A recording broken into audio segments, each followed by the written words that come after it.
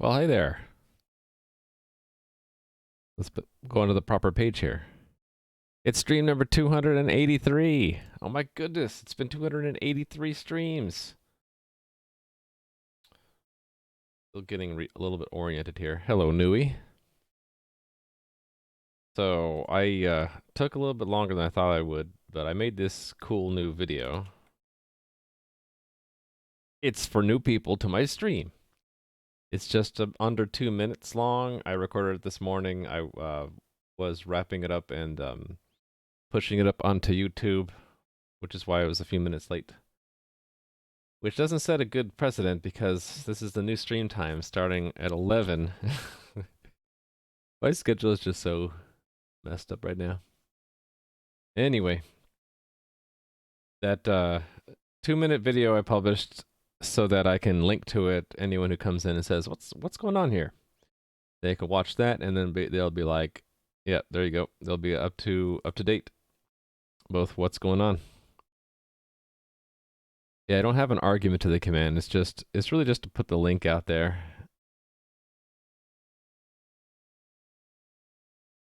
Although hey there 715-209. Although I'm thinking if a command had an argument, should it like ping them? Say like at and then name and then colon and then the rest of the command maybe?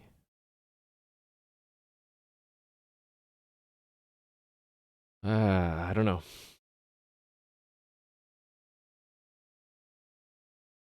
I don't know. Feels slow today. Okay. So, what day is it today? It's Tuesday. I didn't stream yesterday because I was trying to figure this stuff out, what I was going to do. I don't know if you noticed, but I kind of stalled last week. The 12th was the first day I streamed, right? And I got to where I was studying the script's performance in my game and realizing that I had a lot of work to do, but I wasn't exactly sure how to approach it. So the rest of the week I kind of stalled and went back and did other things, trying to avoid this difficult issue. And I mean, I stayed productive. I was mostly going through old notes and filing them away. I got through maybe a quarter of my old notes. I still have 3/4 of it to go back and do. I probably will reserve that for if I get discouraged on my main tasks. I can go back and do that. But I spent yesterday really thinking about hard how to do this, and put a few little things into the performance measurement tool that I made, so that it will put the columns in the right place that I wanted to, and then sort by total time and all that. Rally Monkey! Is it about that time of the month? 14 months, oh my goodness. Thank you for your support. Hi. Hello. Hi. Hello. Yeah, so I guess I should set that up. The game, that is. The game. And I'm going to be building the release build, so I'm going to use Visual Studio for this. Also, because if I want, I can get profiling numbers from C++ too. How you doing, Rally Monkey? Build. Let's go ahead and start up the front end too.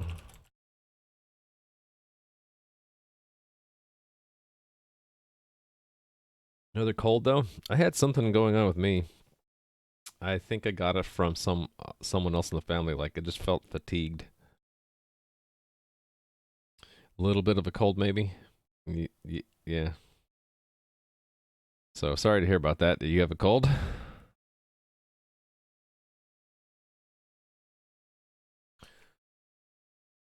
Okay, that build, so I can do updater vs and serve, and then we're running the release build. As soon as this gets done, we'll be able to see it.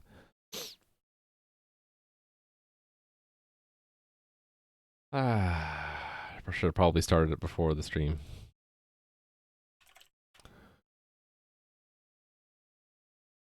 Right. Should probably decide what I'm going to do with those 3 files. Starting the development server indeed. Localhost. Hide that because it's blazing white. Hey there, Piano Boxer. How are you doing? Hope everybody's doing well. I guess we can say we're not starting the stream anymore. What am I doing now? I'm going to be taking baseline measurements of script performance. How does it show up if I have 3 lines like that? That shows up all right. Okay, that's what we're going to be doing first. I want to get some measurements, and then I'm going to be going through and probably just porting these routines that are in Lua to C++, and then seeing what kind of impact they have on the script performance. You have a cold too? I think you got it from this chat room. Who's patient 0? I'm going to say patient 0 is... Who said that they were sick earliest? Actually, I have no idea. The next level computer virus. I know, it spreads through the internet. Okay, this is done? Yay, alright. So I added a few things off stream, so let me show you. There's this options now here for me where I can sort by total time, and then I can start profiling. Let it run for a little bit, then stop profiling.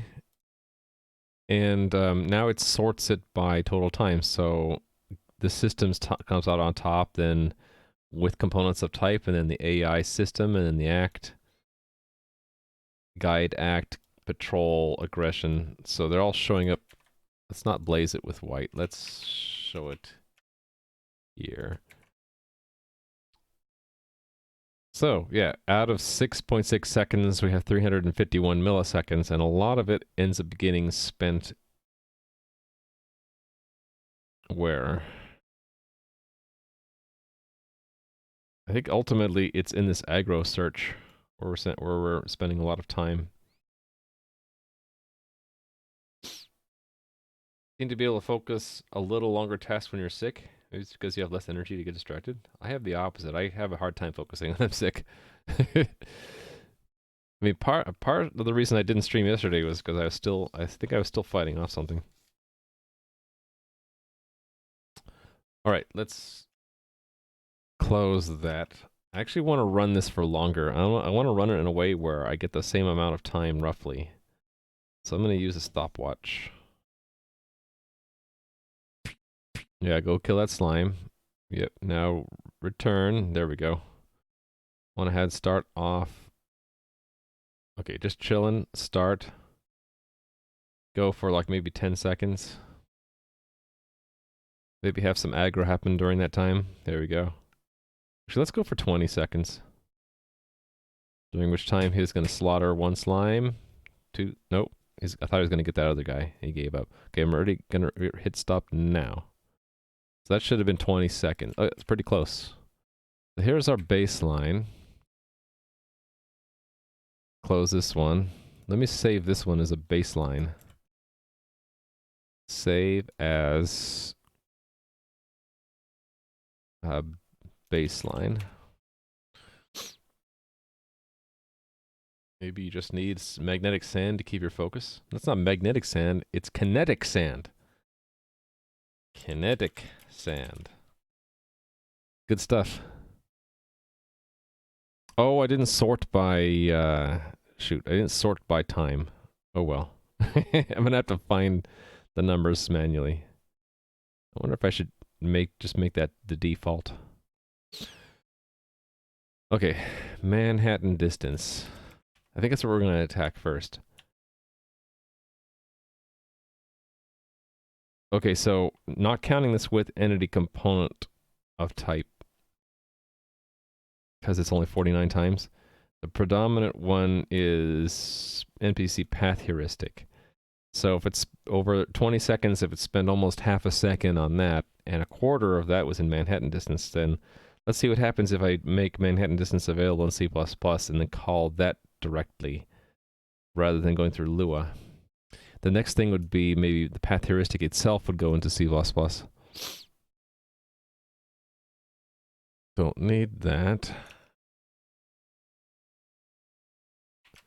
Okay.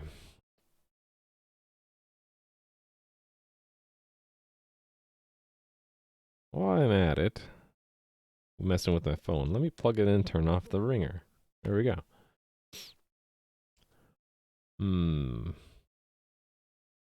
Realm server, test source, ECS tests. Components, I guess? Or is this something... where should I put it? Go here in components test. Yeah, I guess so. Let's add a new one then for Manhattan distance.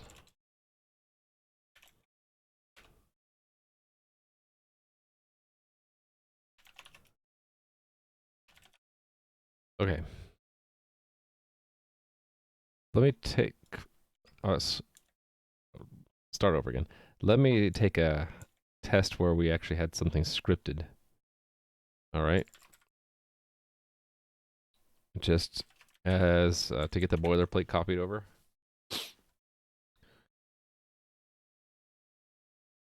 I don't need any of this stuff, right? Don't need to create any components or tiles. I really don't need any kind of arrangement.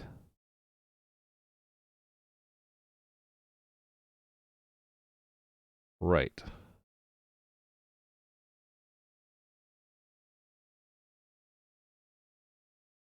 Why did I have two different scripts here?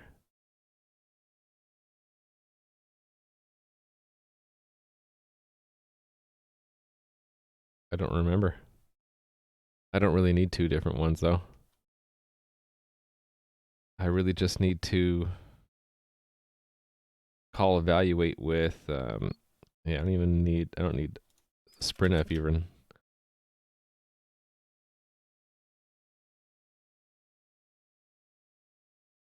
Oh, and I wanted to follow a new style where I did this. Right? And then there was another thing I could do. Yeah.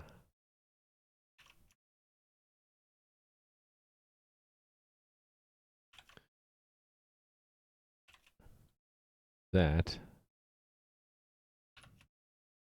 And then all of these we can get rid of that and those. Whoops. Without that cursor. There. Those three. And then that. And then I can unindent all this stuff. There we go. Is it that way? I have to get comfortable with that syntax. I think that's it, right? All right, and now the Lua. What do I want? Hey there, Crumpet. Gosh, I have an itchy nose today. Saw my new channel intro? Yeah. Look at that. It's for new people. So that I don't have to keep going through the same intro over and over again live. I can just say, just check out this. It's only 2 minutes long.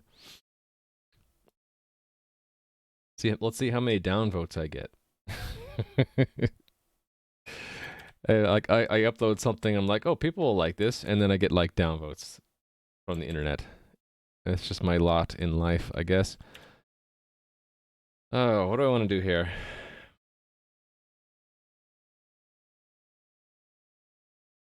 Really, I just need to call it once, right? So return game.manhattan distance.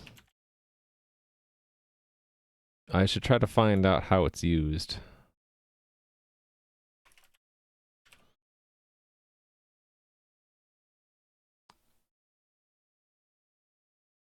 This would be good. Okay, so two objects with x's and y's, right? So x equals 2, y equals negative 5 or something, and then x equals 4, y equals 3.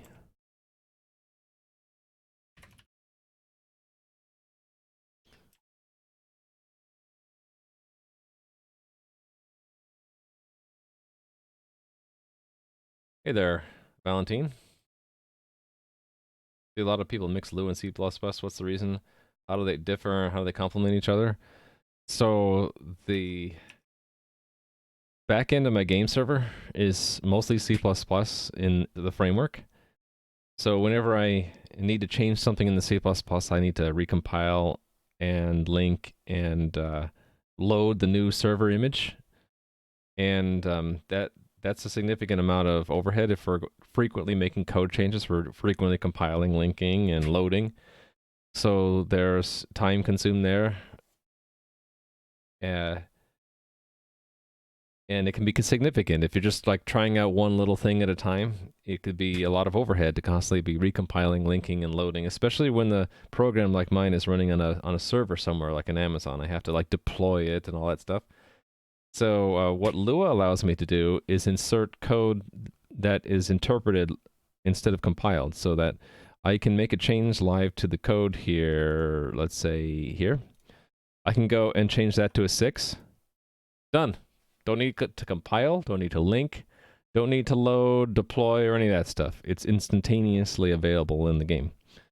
There are pluses and minuses with that, but I'm trying to make it the goal that to do stuff in Lua if I want to make quick changes to try things out. But like I'm finding in the past and working on today, if I put too much of the game's logic in Lua, it can slow things down. So I am still learning the right balance for it. But for example, like this Manhattan distance function being called 25,000 times in a span of 20 seconds probably makes sense for me to move that from Lua to C++ because it's called so frequently and because it's such a simple function and it's not going to change. We're not going to change the definition of Manhattan distance, right? It's the sum of the absolute values, the differences between the coordinates of two positions, right? So great candidate to move into C++. So the way I see it is until like while I'm mutating the game's code to try to figure out what I want, it's really convenient to have it in Lua. But once it's kind of set and I want to see performance, then I port it to C++. Take the hit once of having to restart the server with the new code change in it, but then from then on, it's faster. So that's asked a lot, and I should probably have a little video for that too, shouldn't I? In fact, someone commented on a recent VOD that I made asking me why am I doing stuff in Lua and why not just do it all in C++? I could, but there's a lot more overhead to compile, link, and load, especially if I'm making constant changes.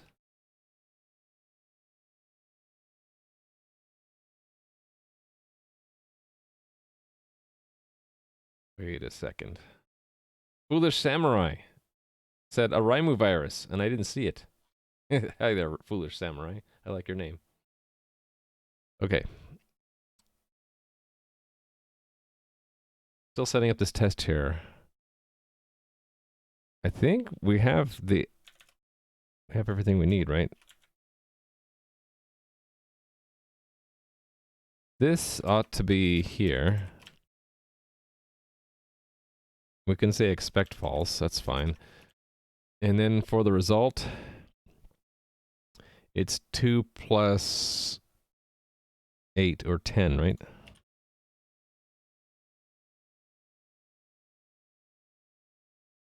Let me see if I understand this right. Results is a JSON value, so if I interpret as an int,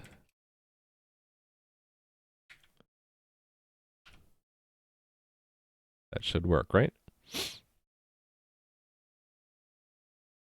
Okay, what I screwed up?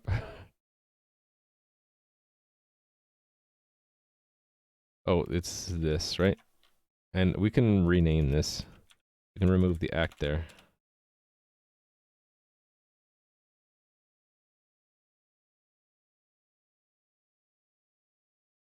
So yeah, what I'm doing right now is test-driven development because the game doesn't have Manhattan distance coded in C++, but we're expecting it to be there. So the test is going to fail, and then I'll have to update the code to add Manhattan distance in C++ to make the test pass. This is your most commonly used phrase is what did I screw up? Yeah, that's what I think of all the time. See, look, now we're experiencing the cost of what happens when you code in C++. We have to sit here for like up to a minute the first time, just because I haven't built yet today, and I have the code on a traditional hard drive and not a solid state drive. I guess I should probably should I move to all solid state drives at this point? I've been keeping my data drives traditional HDDs, but this waiting a minute for the first link of the day is sort of tough.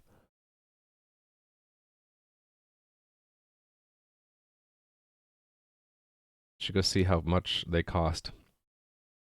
Switch to an SSD maybe. All right. So get 0 and error. Now to make the code change to make the test pass under source, ECS, components, I suppose. This is where it is, right? So the game, to make something callable from Lua, there's a lookup table in here. And here it is. And I think I'm going to, instead of have them camel case, I'm going to migrate these all eventually, but right now, just one at a time as I add new ones, to this convention, the lowercase snake convention. I think I'm settling on that for Lua, even if they are methods. So yeah, we're gonna add a function, right? Manhattan distance, and we can keep to the Pascal case for C++, I guess. All right. Don't know why it goes to oh, I know why. Yeah, we want that one.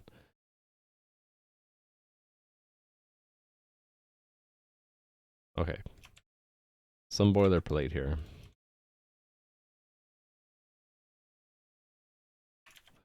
Go to that one's declaration. Exactly. Static.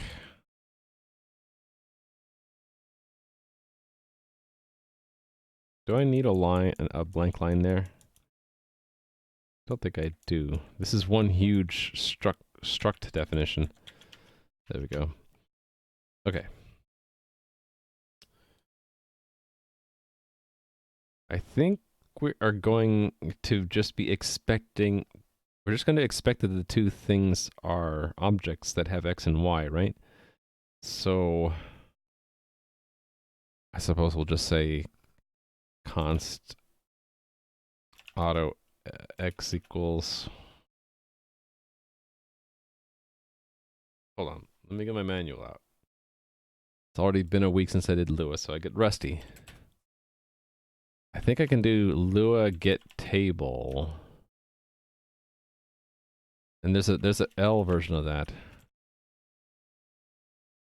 Get is it get field? Or is it Lua get field? There it is, Lua get field.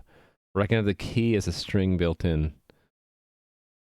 Right, okay, so Lua get field, Lua, and then the first structure, and then X. So this is, I guess we'll call this X1. And we'll have Y1,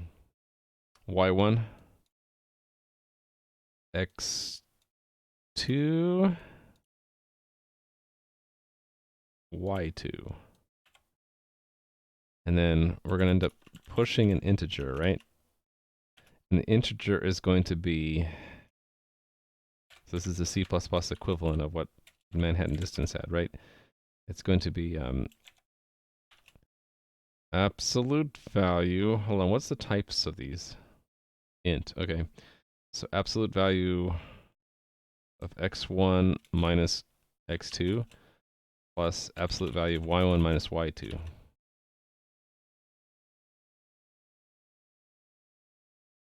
Daddy old? Are you sure she said old? Maybe she said cold. I don't...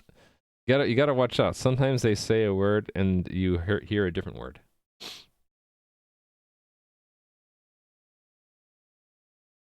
She probably thought it was cold.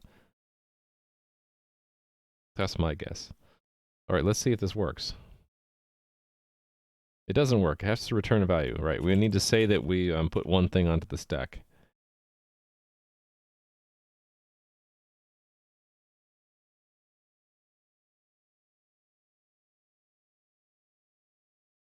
The build overhead. See how much longer it takes just to build one little thing?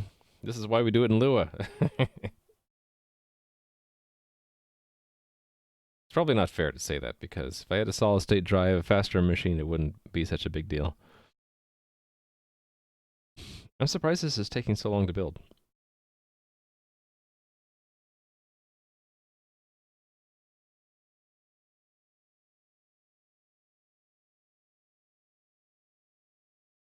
Start to get nervous like I'm running out of disk space. 43 seconds to build that. It shouldn't have taken that long. It's still not working.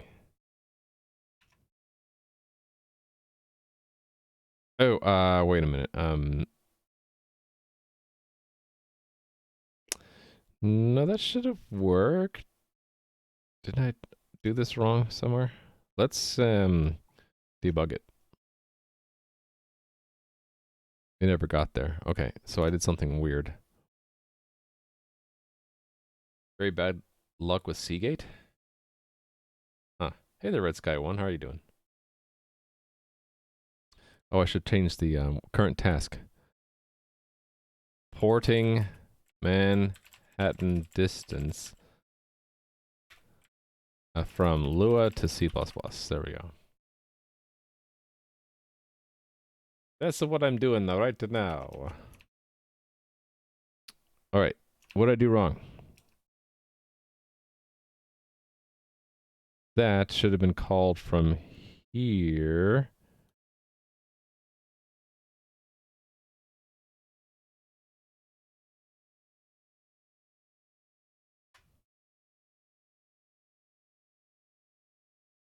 Why not? Why is it not working?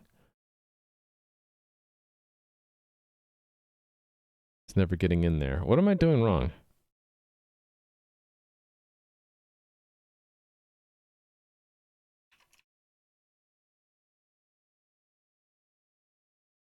I don't know. That matches that, right?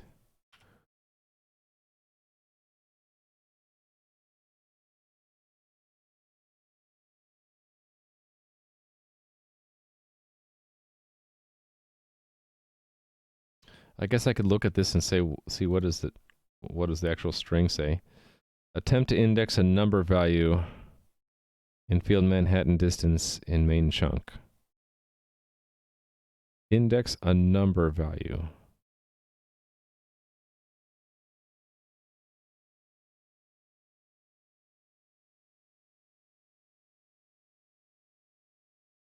Index a number value. Why would it think I'm indexing it thinks game is a number? What? Maybe it's... Oh, maybe it's here. Hold on. That might be right. Debug. Okay, it's... Aha. Oh, does getField push onto the stack? It doesn't return it. I see. I think I know what I did wrong. Yeah, it pushes onto the stack. I need to pop it back off. That's what it is. So this doesn't actually return anything. Can I do this with multi-cursor? So like that, and then Lua, well, const auto something equals Lua get integer to integer. Lua -1, and then Lua pop Lua 1. And then that is y1, that's x2, and that is y2. There we go. Just installed 2 Seagate drives? Oh no. Maybe you'll have better luck than Rally Monkey. How are you doing, Atomic Nibble?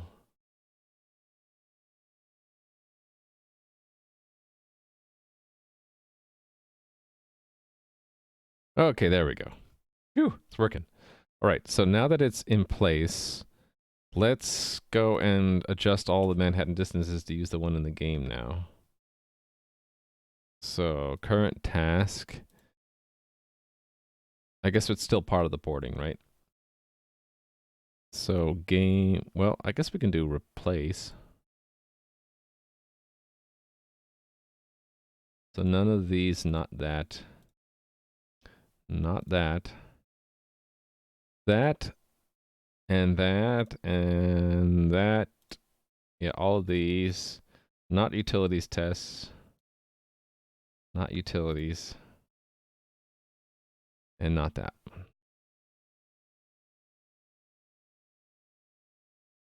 And not that one. Not that. Actually, hold on. I think I do need to have those in there. Those are for stubbing out Manhattan distance. Actually, technically, I don't need to do that because it's built into the game. So, but I do need to adjust those a little bit more.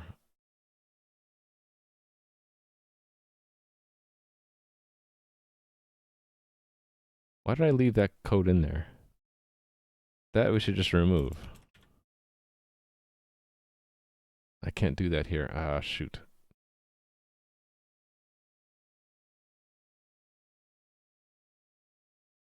Why won't it let me edit it in this window? It's stupid.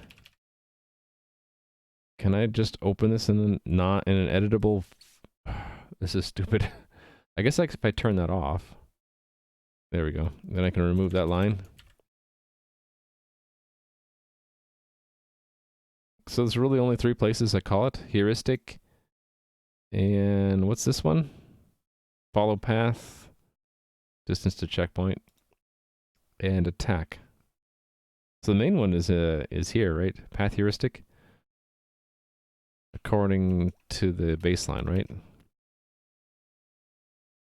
Yeah, okay. So do it.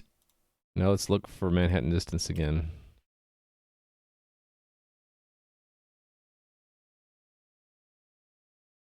Those are all. We're gonna remove that in a second. Actually, I'll leave it in there. Just well, actually, it's porting it completely, so I can remove it, right? Make sure it doesn't accidentally get called. So that means the test can be removed too.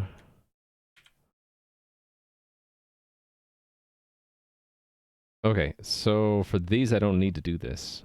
It's built into the game now. All these tests no longer need to stub it out because it's built in.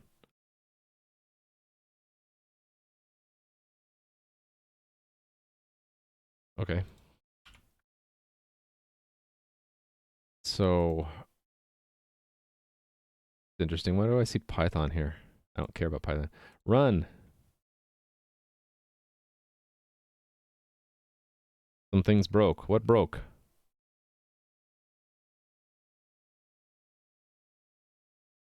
Attempt to call a nil value, field Manhattan distance. Ooh. NPC attack. Can I go there? No. Hold on.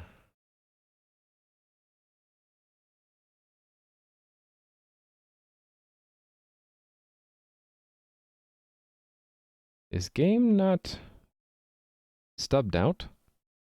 In these oh, there's no, it's not. Shoot.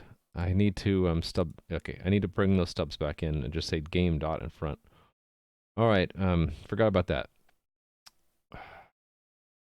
Back to here.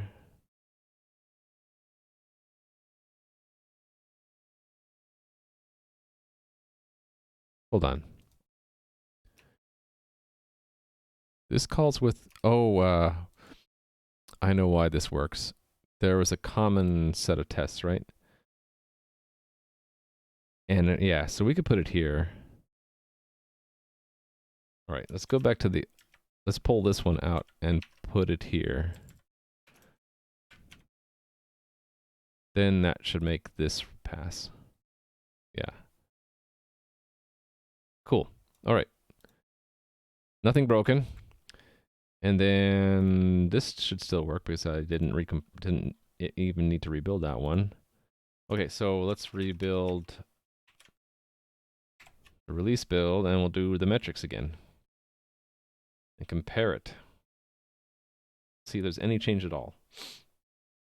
I'm very envious of Jonathan Blow, who can compile a big game in less than a second in his new language, Jai. Looking forward to trying it next year. I find that hard to believe, that you can compile a game in less than a second.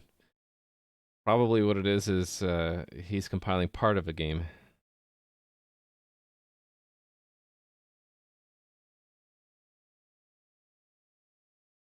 Or his game doesn't need to be compiled because Jai is using just-in-time compilation or interpretation. Yeah, I find it hard to believe it would take less than a second. Well, although I've been wrong many times, so I just find it hard to believe. Update, serve, and now we're running with the new code. Need to wait for it to start, and then we can do some new numbers.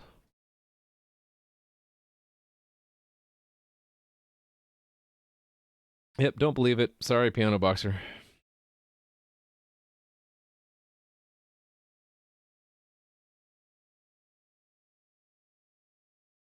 Crazy fast? That's cool. I'm very skeptical, though.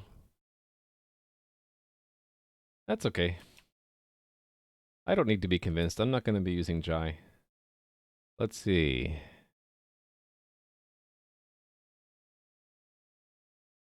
Cool. Back up and running. It's ready. Just let me do the right thing here and turn this on this time. Actually, it resets if I go to anything and I come back, right? So I might as well just start. Then grab George. There we go. I want to do some combat within the 20-second window. Yeah, kill it. Kill it with fire. And then when I go back here, I need to make sure I turn that on before I hit stop. Got it.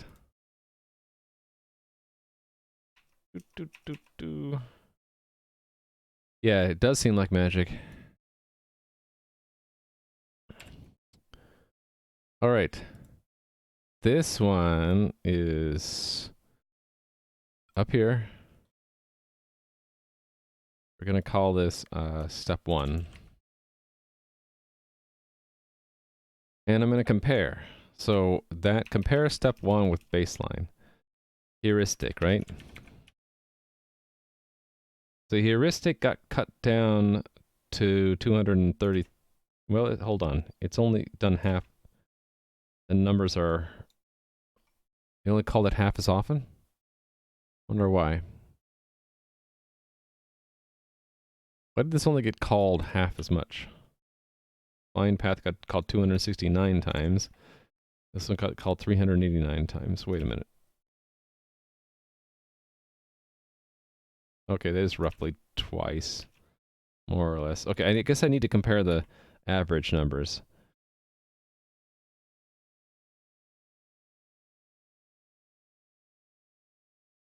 There really was no difference, was there, in the average numbers? That didn't really help too much.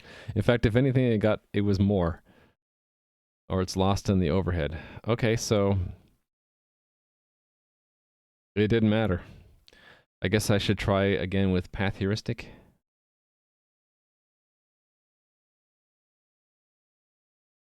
Let me look at, hold on, let me look at just Manhattan distance alone. And then in the baseline, it's actually the same or slower. Interesting. Well, that's not good. So it didn't matter that I moved it to C++. Huh. Okay, well, the only thing that was calling that, well, there are two things that are calling it, right? What the main thing that calls it is path heuristic. I'm gonna try to move that out. Let's see what if that helps at all. Path heuristic, where are you? Here you are. Well, no, not exactly. Here.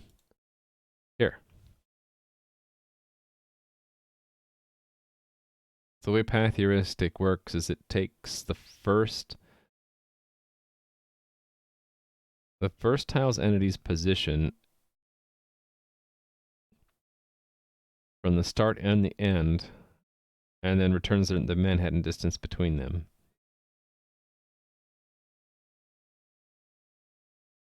Okay. Maybe we could speed that one up, because that's going to be a lot of iteration through back and forth between C and Lua. We can do it all in C++, right?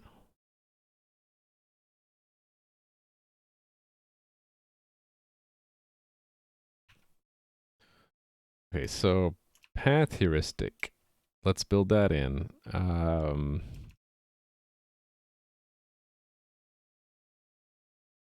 Here we go. NPC path heuristic.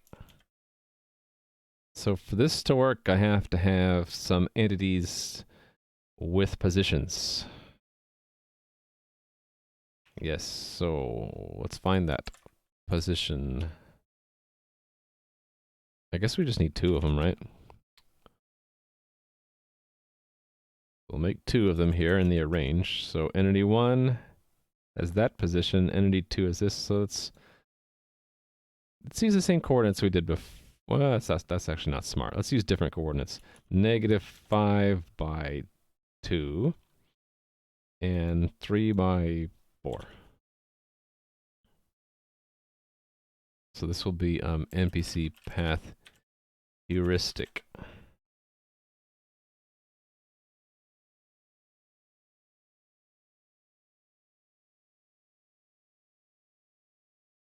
I'm wondering if it should be a colon or a dot. I think we should make this one a colon because it might depend on the game. Also, I have to incorporate entity 1 and entity 2 into the mix.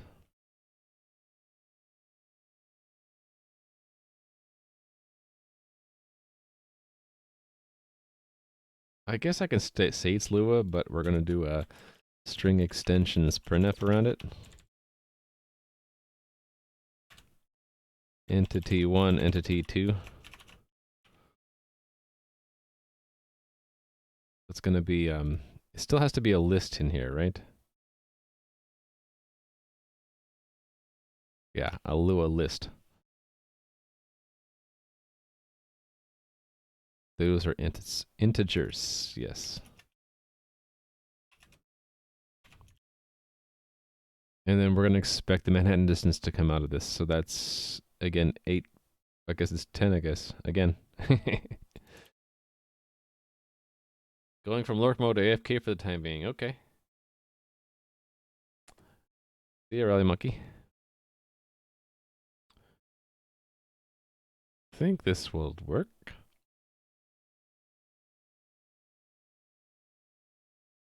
So run that. It's going to fail. All right. Implementing this in C++. So it should have been kept. I need to get into the habit of updating this thing. Porting NPC path heuristic.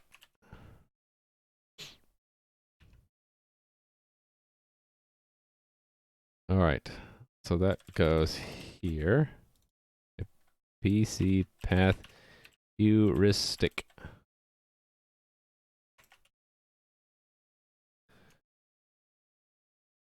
Declaration.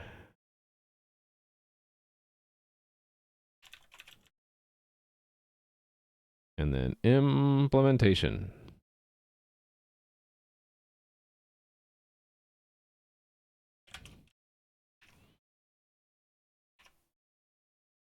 Okay.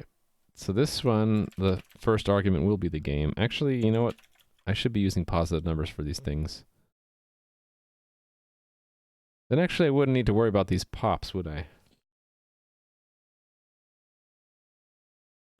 Yeah, these actually should be 1 and 2. Wait a minute, this was completely wrong before. How did this ever work? Oh, because I did it wrong. These should be 1s. And yeah, I actually had them backwards, but that's okay. All right. So we're expecting them to be lists, and we're going to take the first one. So that's Lua, get field. Or is there a short one for our list?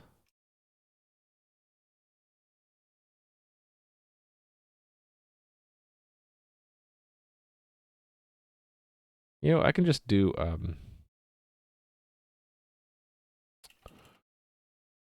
push integer, right? And then get... Actually, no, there's a get I, right? Get I is what I want. Right. Lua get I. Hey there, Backcraft. How are you doing? Doing some porting from Lua to C++ today, trying to make my scripts faster. And I'm also spamming this new command that I made. A 2-minute video for anyone who's new to the stream to figure out what the heck I'm doing. I'm doing okay. I was getting over something over the weekend, some bug. I was feeling fatigued. Don't know what it was. Maybe just getting old. But feeling okay now. Okay, get I takes what? The integer is where the table is, so that's 2. And then the index. And then that is going to push onto the stack the value, so we're going to want to get it back off. So that's going to be an integer, right? So const auto entity 1 is Lua get 2 integer. Lua -1, then Lua pop 1. And we're going to do the same thing for the other table, right? The third argument, so this is entity 2. And then we're going to say with entity component of type. Wait a second. Hold on. No, I need to do self arrow with entity component of type. The other one. How come it's only gonna... Wait a minute. What the heck?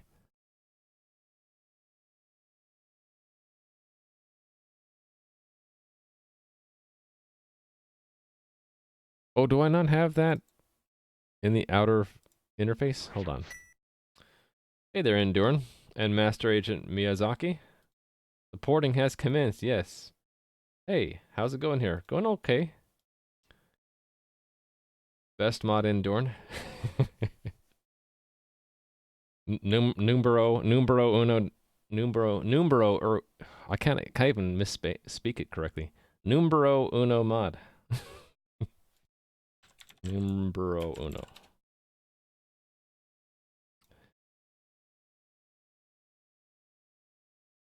You know what was the reason why you were promoted best mod? Because N Perry didn't want you to be? That's my guess. I don't know. Looking at behavior trees, still not sure your execution is correct though. Your nodes aren't very general. I don't know anything about behavior trees. So, sorry, I cannot contribute to said discussion. That was a joke, Endorn. I don't know.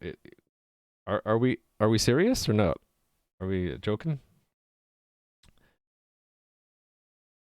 Everyone's equal moderator-wise amongst the moderators, right?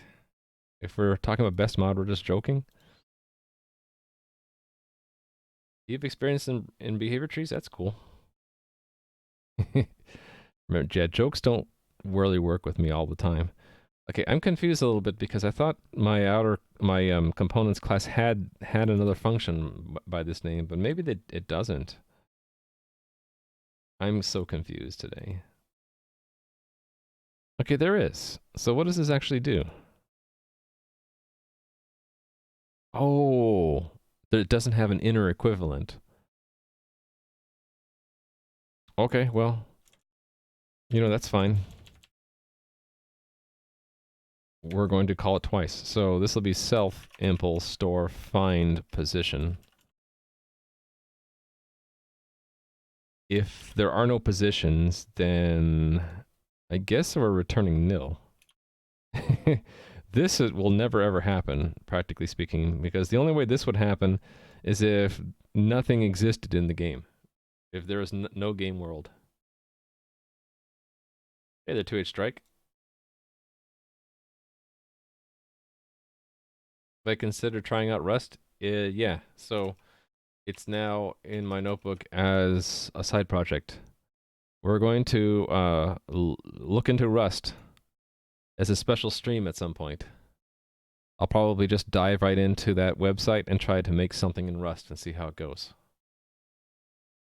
So since I know nothing about it, I'd want to try out something and then see, well, does it fit into my game architecture? I don't know. We'll figure that out when we get there. But until then, I'll still keep this command that I don't know anything about Rust, but Museum knows, and he always streams random Rust projects.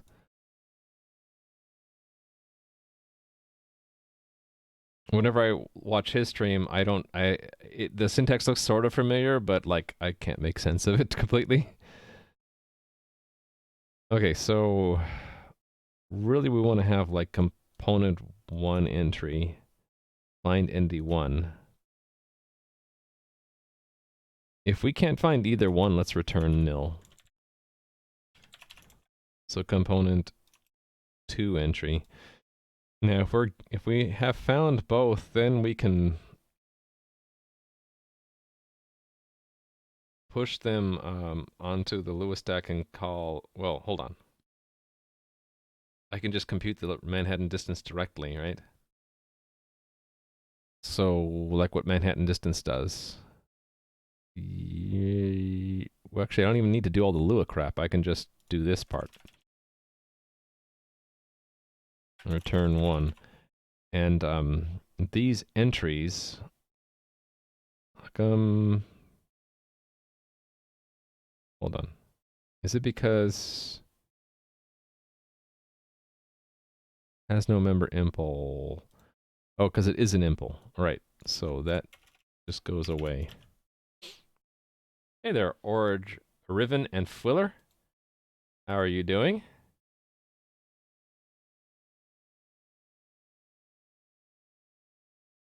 Do schedule the Rust stream. It's on the list.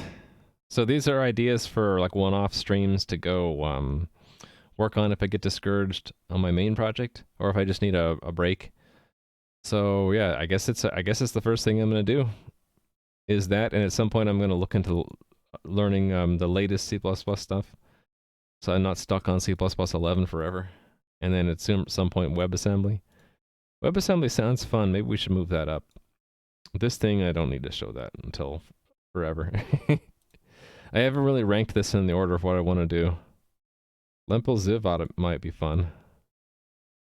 More fun than learning C++ 20, maybe. I need to know this one, so let me bump this one up. This one sounds more. This sounds more fun than that. This is sort of the rough order in which I would do it, I think.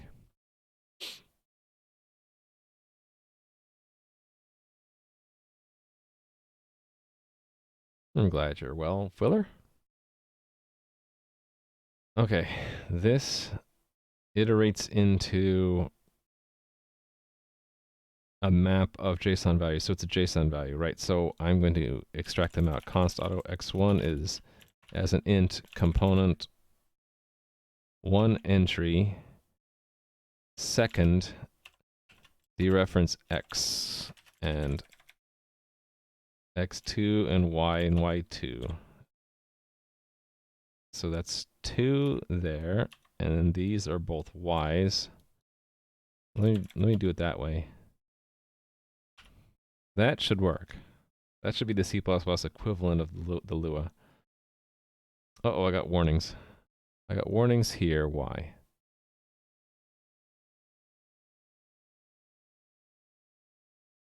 Oh, because find takes an int, and these are not ints. I guess we can cast int.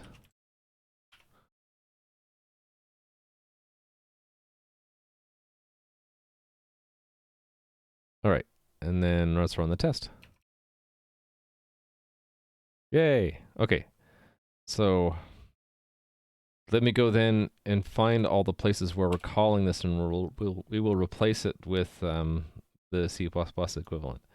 So we're replacing it with game colon, right? So not the text file, not there. Here, yes. I think. I think that's true. And then here, no. After removing it. There, yes. Yes. Or how come that didn't lead me anywhere? Oh. That's weird. It's empty. It's broken. I don't know what's going on here. It can't open the file or something? Okay, there. I don't know, it was acting funny.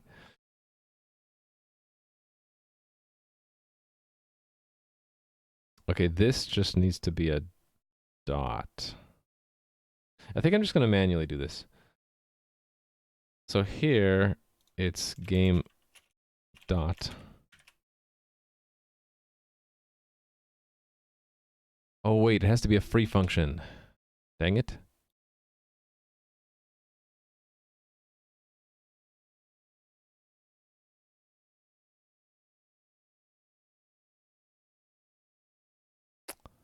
I forgot about that.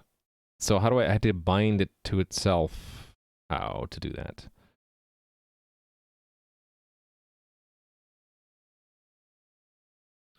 I guess I can just say this, local NPC path heuristic. This function that takes, actually it's these two, right? Starting and ending. And return game colon that.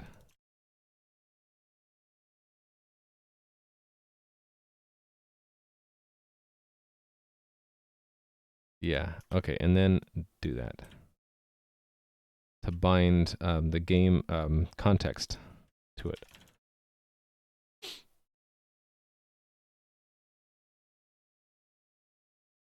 Do I have a specific weekly reserved for the list? Not really. I'm thinking that this is just a list of things to do as side project streams when I'm not feeling motivated to work on the main game. But I worked myself up yesterday to get back into this. So that's what I'm doing today. And I guess I'd probably just announce it special on Twitter and Discord if I did plan to have a stream devoted to something like that. That way people not normally interested in what I'm streaming will see, oh, he's going to look into Rust today, and then they'd come in and watch. Return true as soon as path follow return. Oh, we're talking about the behavior trees? Did I do this right? Yeah, return. Okay. I don't know why I'm second guessing myself so much.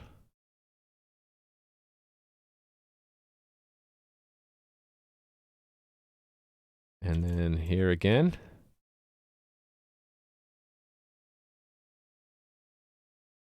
Kind of don't like that I have to wrap everything in a context, though. Okay, and this is inside the test, right? So here I should say game dot. And this should say self.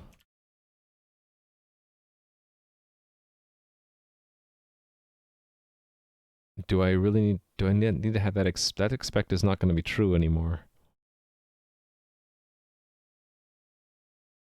I really should do like I do with the cost function, so yeah, I should have the same kind of thing. Local NPC path heuristic called. These should also be initialized to false. so that I can set that to true. And then call the heuristic function. So heuristic function with two things and expect that it's called. All right. That was guide test. Path test. So I don't need this anymore because that's been ported to C++.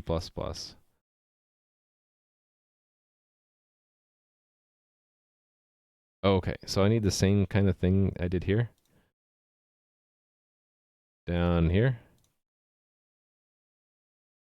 And the same check here I should do down here.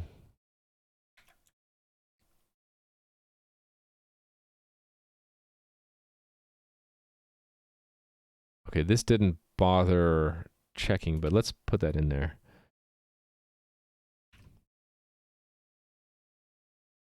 That should go to true. Okay. That's path test. Pursuit test.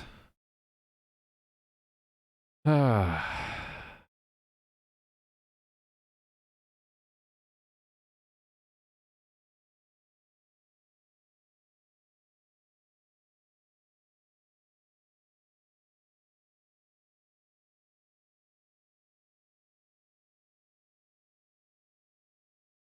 Yeah, I gotta do the same thing. This thing.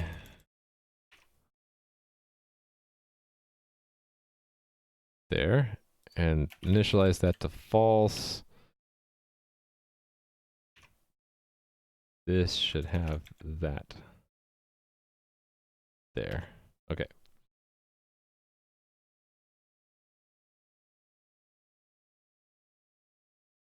Tether test. Again. All right.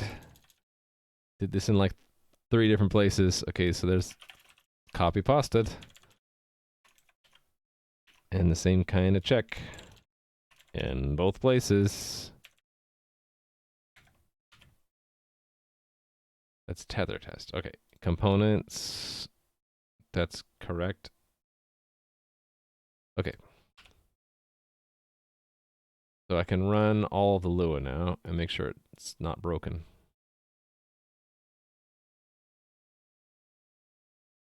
What happened to it?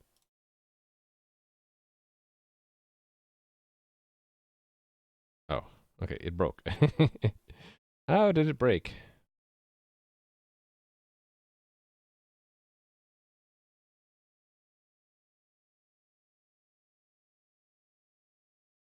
Expected nil actuals function on in method find path.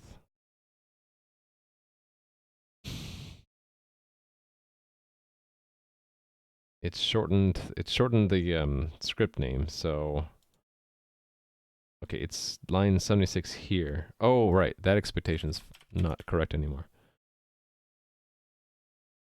Probably the same issue here, right? There's an expectation again. Yep. Cool. All right. So nothing in the Lua broke. So run this one more time.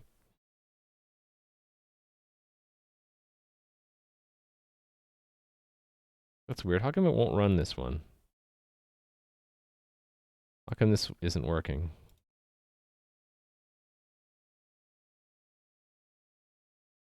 Game is instrumentable. Oh, right. This breaks because we're adding more functions.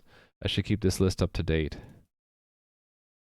Manhattan distance and NPC path heuristic.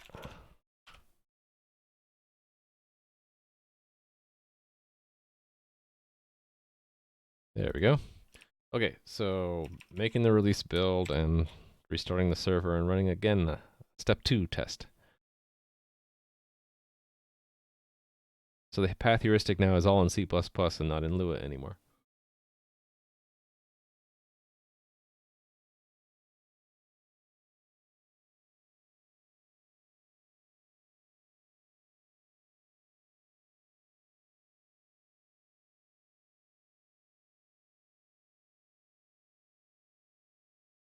What's a palate cleanser? Oh. You mean like if I'm getting, yeah, exactly.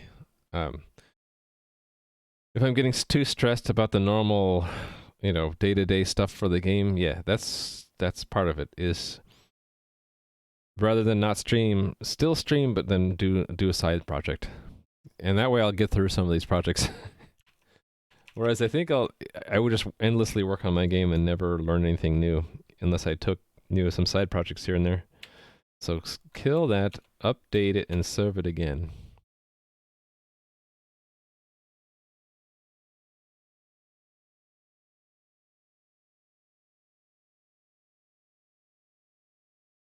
Okay, I'm waiting for the 10-second cluster timeout. There it goes. All right, and then so we're back.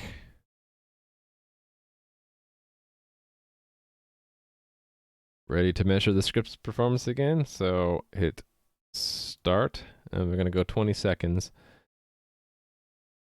Gonna cause some combat to happen here by moving a slime too close to George. George gets upset and says, "All slimes must die." And then he gets yoinked back by his tether. And then when we're near the 20-second mark, I'm gonna hit stop. All right. 20.24. Close enough. Save this as a step 2 script. Step 2 numbers. I'm gonna compare step 1 and 2. All right.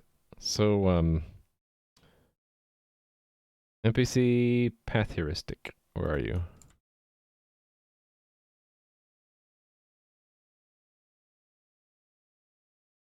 And then step 2 NPC path heuristic. Wait a minute. I just realized something. I know why these numbers are not changing. I didn't actually update the scripts. They're still using the Lua version. They're not using the C++ version at all. I feel stupid. So these numbers are not even valid. So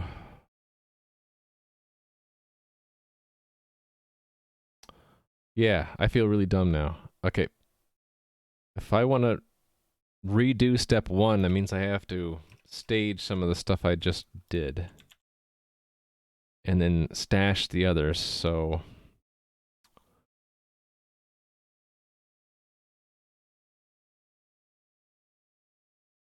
I do want to redo the step 1 numbers. So I want to stage just the Manhattan distance part,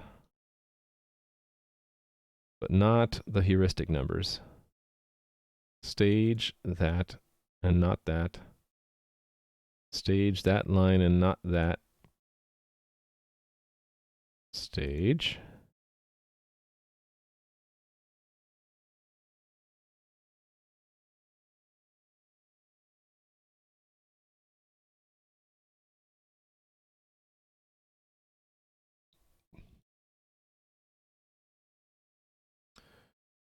Do I need that one? Yes, I need that one.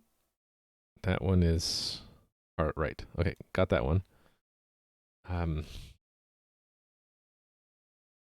Although I just realized the tests shouldn't have worked. Actually, no. They're all... Right. They're all stubbed anyway for heuristics, so that makes sense that they worked. Okay. Yes. Just this part of it, yes. Not that part.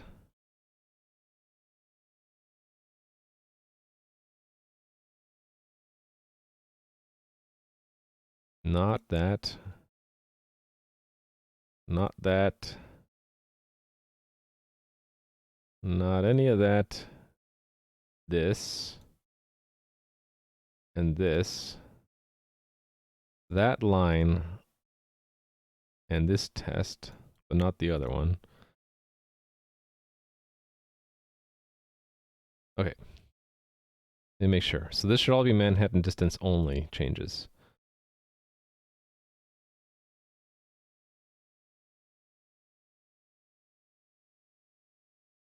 I shouldn't see any heuristic.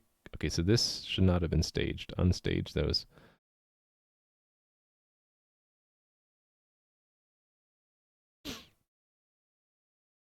Okay, so I'm gonna make this commit port Manhattan distance from Lua to C++. And then, actually, I don't need to stash it. I could just check it in. Maybe you should have the new stuff on a separate branch. Yeah, I don't think I need to. I can just have them in commits. Actually, hold on. When I go back, yeah, I'll make an anchor branch to hold the new stuff. And, well, I guess I'll just make the master the anchor branch, and I'll use another branch to look back. So yeah, I'll do that piano boxer. I will do that. So these are the heuristic. Yeah, so let's just check them all in. This is port NPC path heuristic from Lua to C++. So exactly like you just said, I can just create a branch from here. Create new branch. Step 1. Check out step 1. And then build it. And then this time I've got to actually load the real Lua scripts. Let's build the unit tests again. So I'm going to redo the step 1 metrics and then the step 2 metrics. And then compare it to the baseline. All right. So running all these things, it should all pass still. The Lua should pass. Cool. Okay, so everything built, which is good. So then stop that. Update and serve, and then before I actually run it, I need to actually synchronize the scripts. So that's Python tools, scripts, acandanol, sync, and then realm server source ECS scripts. So it just updated all the scripts live. That fast. And we can run it now. Let's see. Where is the window? Here's the window. Okay. Ready, George? Ready to do some slime slaughtering? So start profiling. Put you up here. Put this guy over here, and I go kill him. Kill them all. They must all die. I'm going to get ready to hit stop here at 20 seconds. All right, got step 1 numbers. New step 1 numbers. Okay, so Manhattan distance. Okay, that's what I was expecting to see. It's game.Manhattan distance now. And it is faster. So compare that to baseline. It's slightly faster. It took less time on average. But not that big a deal. Instead of 9.5 microseconds, it's 7 microseconds. Okay, yeah. So and that's called primarily from where? Path heuristic.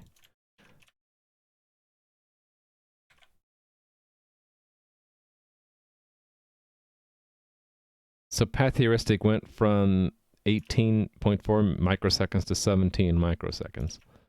So yeah, it didn't really affect it that much. But then let's do the step 2 stuff now. So that's just git checkout. Actually, I need to stop the server first. Now git checkout master and build it again.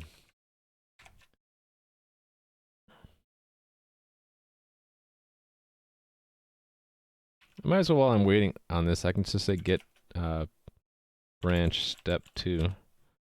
So I have a step 2 marker.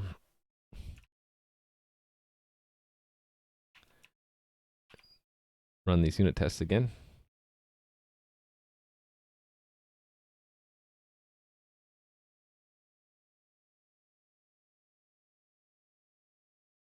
Still pass.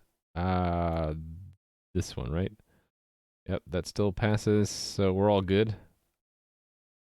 including the new NPC path heuristic. This is done.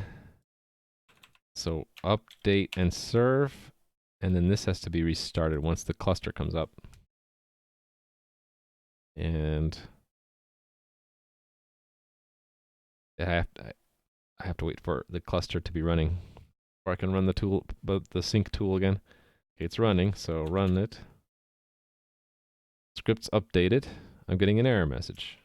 Great. What's my error message?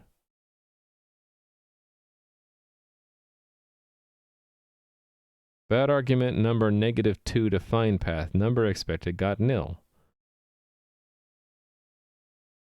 Okay, so it's in NPC tether.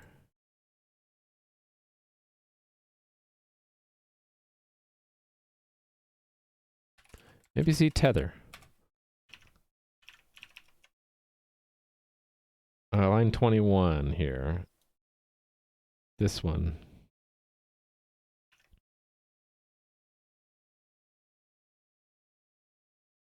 Okay, what's wrong with that?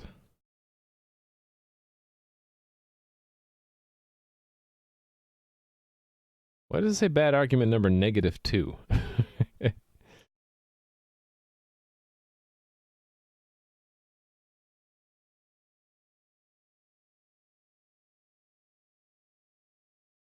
I guess I'll have to look at this find path to figure that out.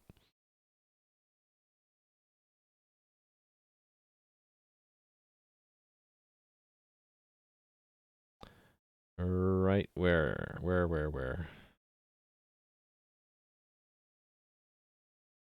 Here. So go to that definition. Okay. Oh, it's probably in one of these, right?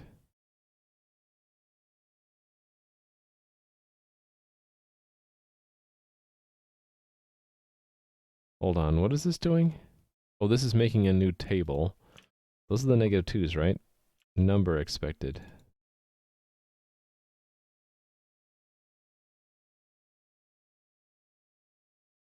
No, wait a minute. Okay, there's a -2 here somewhere. And find path. Okay, it's only in this raw set I. Why would it say bad argument -2? Grow impartial to using... Oh, you don't like the arrow? Okay.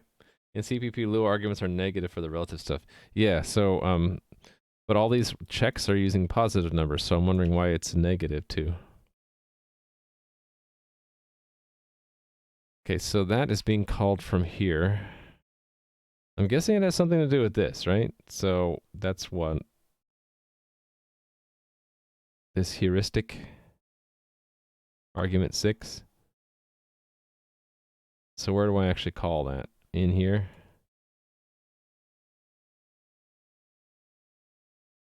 And it goes into this lambda.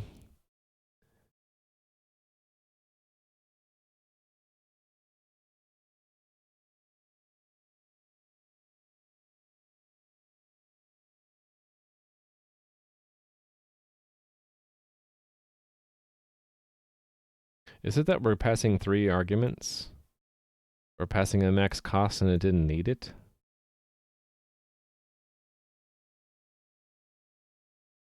Huh, I don't know. Let me try to capture this in the unit test framework though. So, how would I capture this? Why would this break here?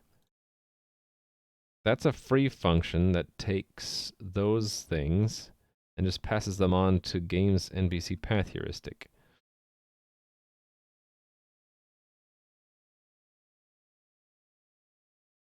And then whatever that returns, we return it. So why would that, how could that have gotten messed up?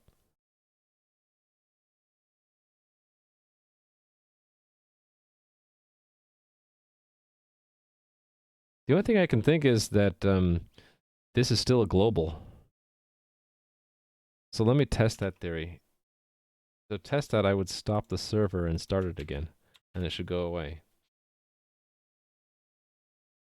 Hey there, Toulouse. I think it was a global, right? Yeah, and then still using the global. No, we're still having a problem.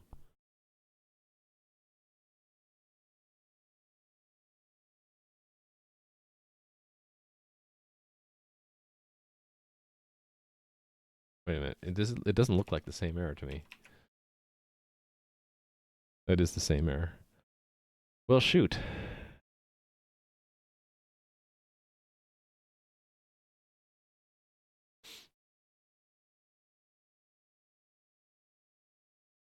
The wonderful MS Paint graph, by the way. I really like it. Oh, nice. The tree there? Yeah.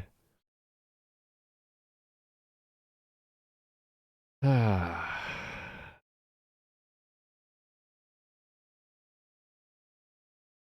Oh, wait. What's it still doing in there? That's the problem. It's still in there. What?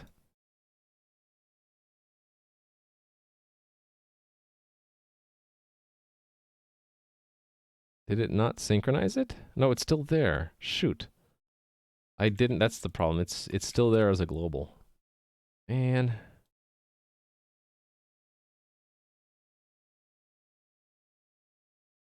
Yeah, it should. I forgot to delete it.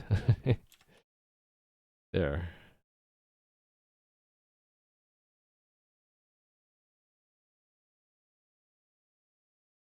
Okay, so it's deleted. I need to synchronize that, and we're still going to get an error because of the global, but then if I restart, it should go away, right?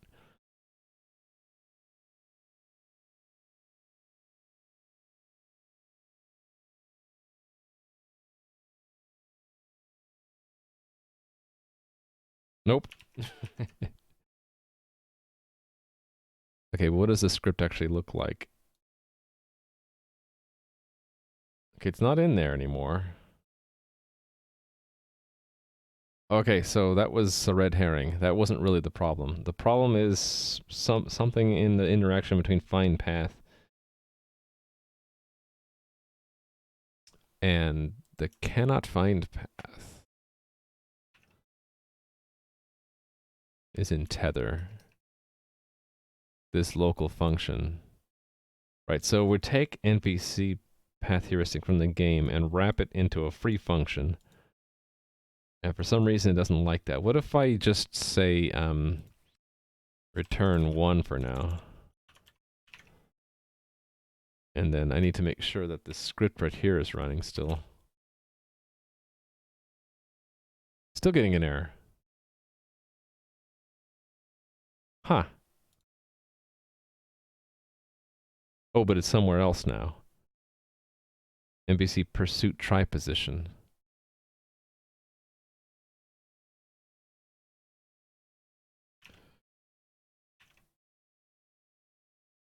Okay, so it is in that call right there. That's the problem. It's this call that's a problem.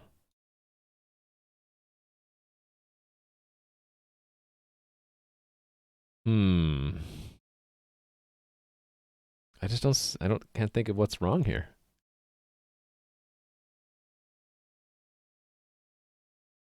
Compare that to here. Okay, there's this function. And then there's the NPC path heuristic, this one.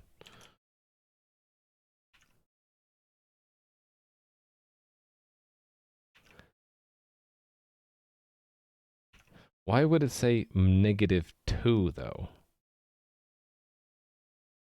Number expected and got nil. So which one of these has to be a number? The zone?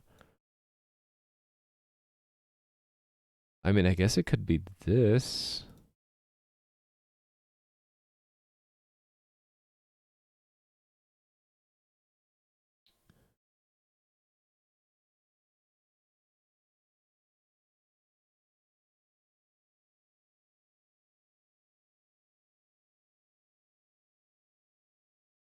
These are all -1 though. Hold on.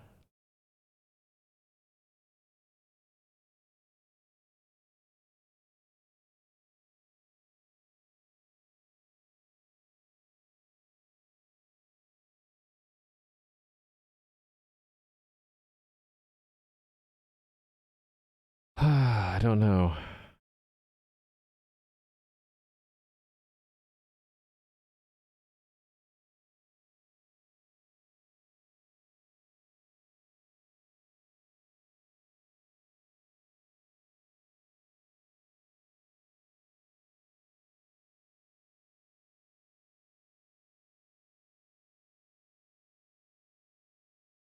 Maddening. I can't think of what it is. Okay, let me take a quick break and then come at this a little bit. I'll come at this after taking a quick break. Just a few minutes. Just need a few minutes. I'll be right back.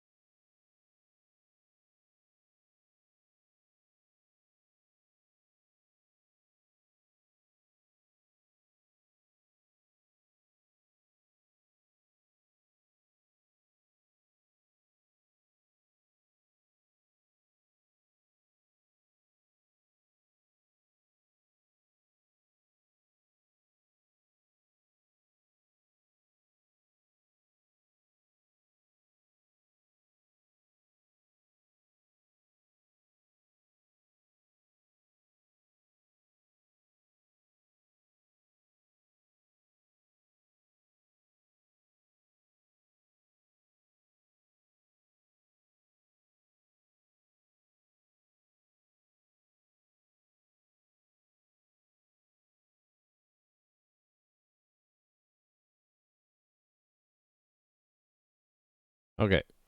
I think I might know why. Although I think this is very misleading. I think it's what's trying to tell me is the heuristic should have returned a number and it returned nil instead. The old heuristic, let's see if I can see that with the lens. NPC path, get lens.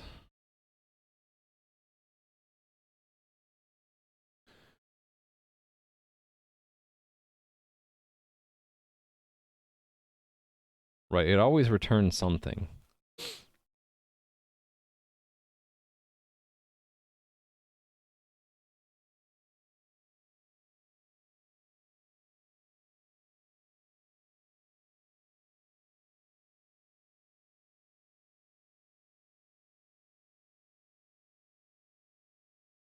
So I wonder if it's being called with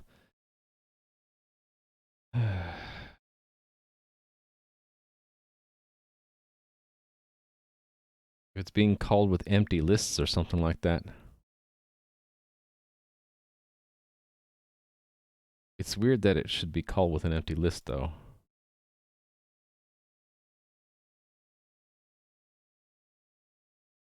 Let's go back to tether here.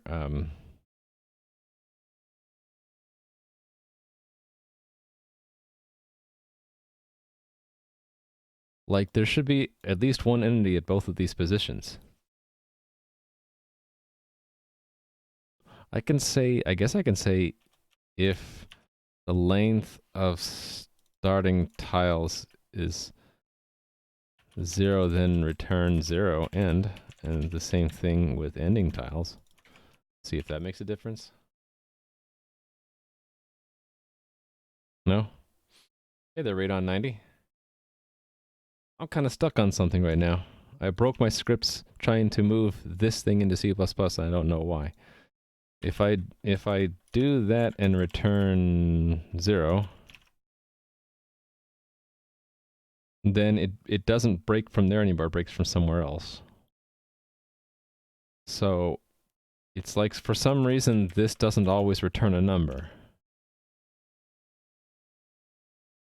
Cannot find path, that's where we are, right? So, but then the error message is very strange. It's saying that at some point a number was expected, instead it got nil, but it says it's argument -2 to find path. I think it's that deep inside here, it's actually, let's go back. Let me put a bookmark here. Deep inside here, it's calling the heuristic here and expecting a cost out, and it's probably this check, even though that's a -1, even though this says -2. I think it's here where it's breaking. The only reason that it would turn 0 is if there's nothing has any position, so that can't be. Or if the two entities don't actually have a position. Otherwise, we're always going to return something. So it's weird. Unless, did I screw up the stack here somehow? That balances that. That balances that. The return balances the push. So I don't know what's going on. Oh, wait. That's a 1 instead of a 2. Well, that shouldn't have been a problem, though. Oh, no, hold on. That -1 goes with that get. And that's from the second and third argument, so that should be okay. Let's take that back. Gosh, I don't know. The only thing I can think of is to try to reproduce this in the test environment. So let me try to do that. This test here, right?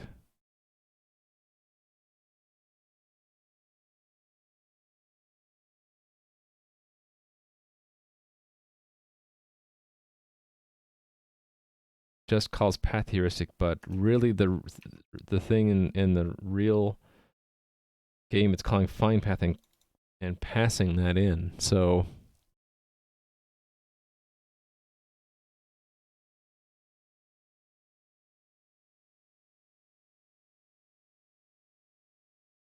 do I have a test for find path? I do. Find path scripted. Okay. Right. And then what's my heuristic here? Okay, cool. So I can change this to use the game heuristic, can't I? And then that should reproduce the problem. So this should just do what this does. So I don't need those lines anymore, but I can just take that and put that here, right?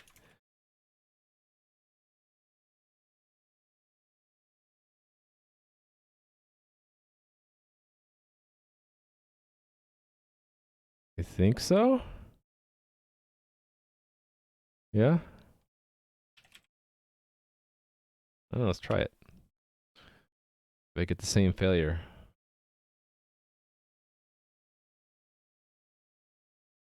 Because that should re-enter the game and should work because I have the positions set up correctly, right? Yeah, this create test tile sets positions up, so this should, let's see what happens. Run. Okay, it reproduced the problem. We got an error. What's the error on line 960?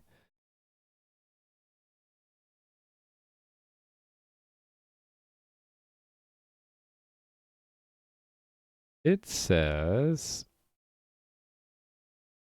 yeah, bad argument, -2 to find path. Number expected got nil. Okay, cool. So I reproduced it.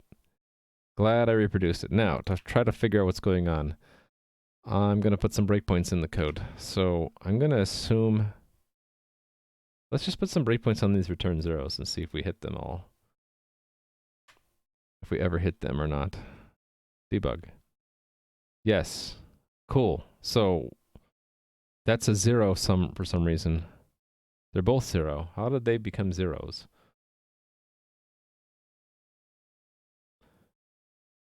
What are the starting entities? Okay, 29 and 7. So how did that get 0 out?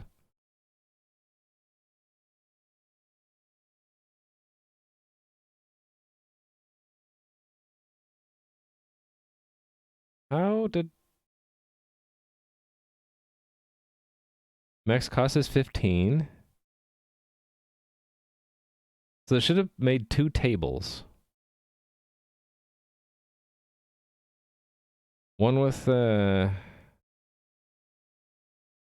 wait. It's pushing more than... I see the problem. It's pushing an entity with the depth. It's not just pushing an entity number. It's pushing one of these things in there. It's pushing a table with a bunch of junk in it. Oh, okay, that's the problem.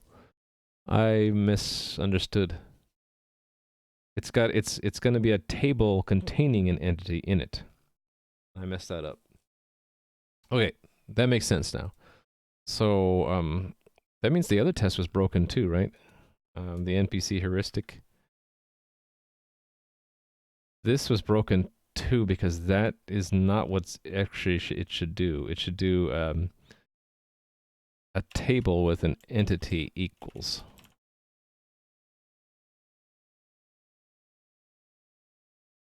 There. That's what it should be.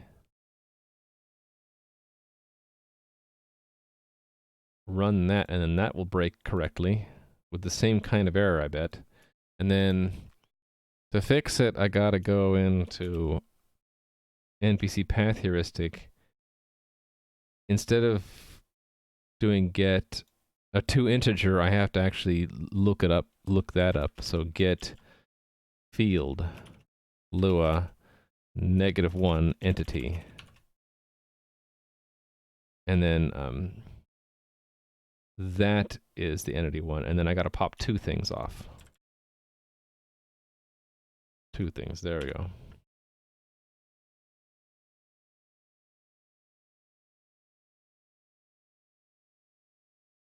All right, and then this should pass again.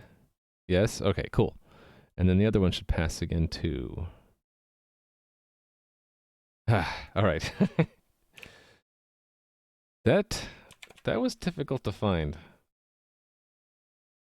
And really the root cause of that was Lua doesn't have type checking.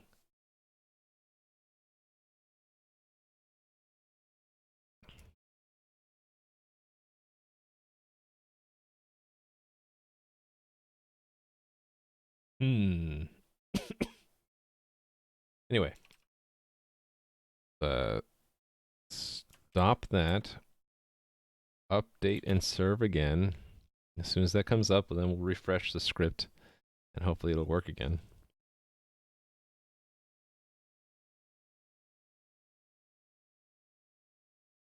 "10 seconds. It's up.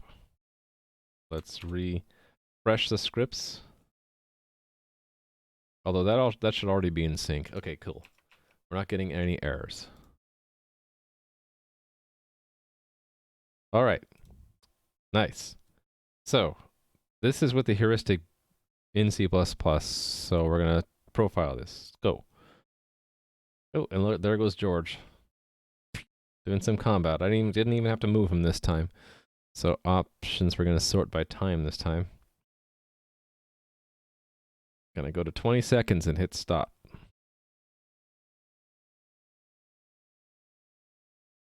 Stop. All right. This is step 2.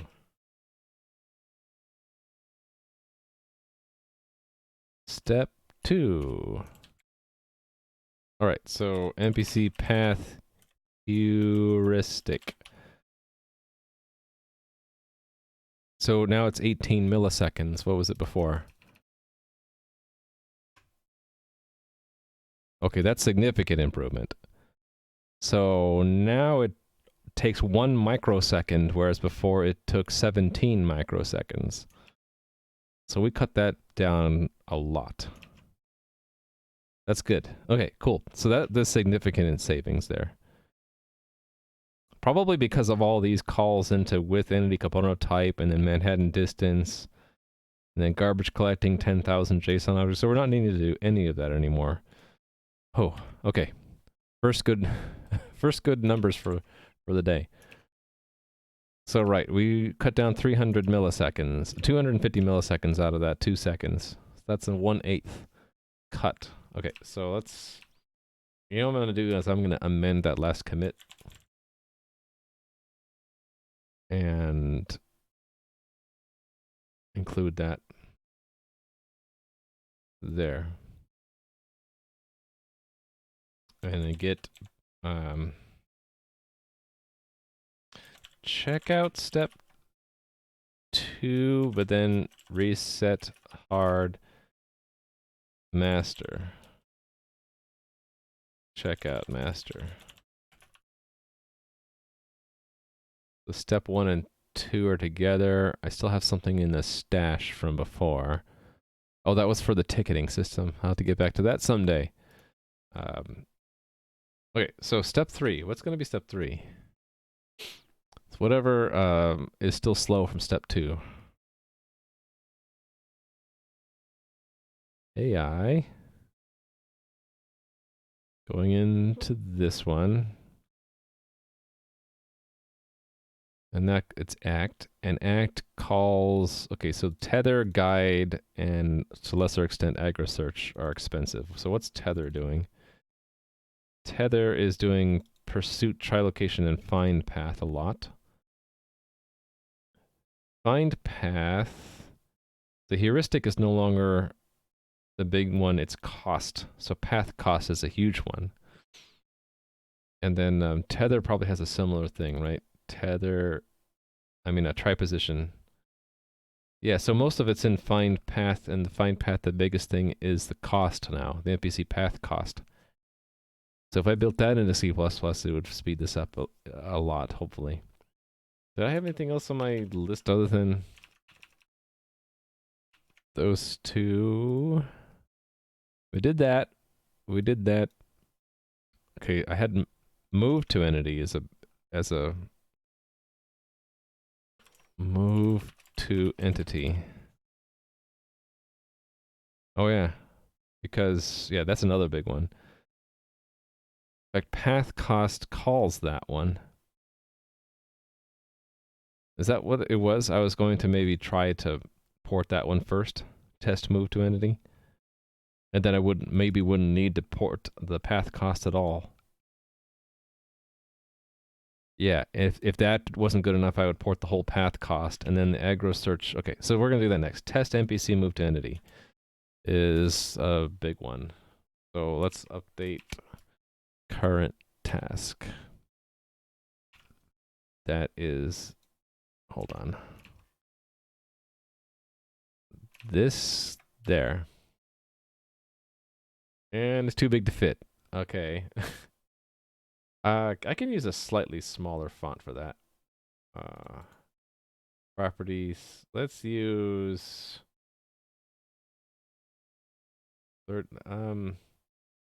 actually rather than font size, we'll leave the font size the way it is. I will just make this smaller. Slightly. There. Cool.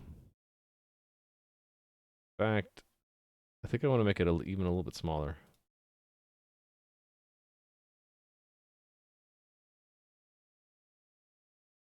How do I do this right? That.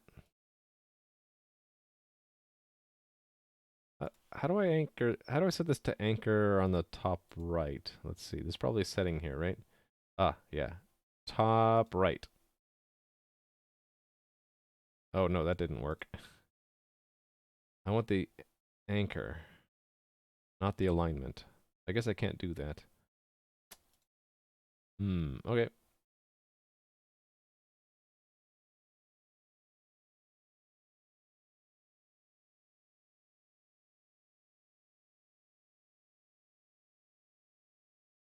I guess it's anchor on the top left. That's fine. Dr. Sleep. I have no idea what Dr. Sleep is. Okay. We're going to attack this one next. Okay, so it's here.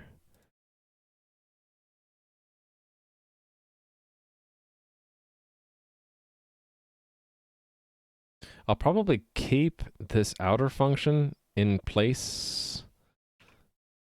It's called 18,000 times though. It's just that it pulls stuff from this context.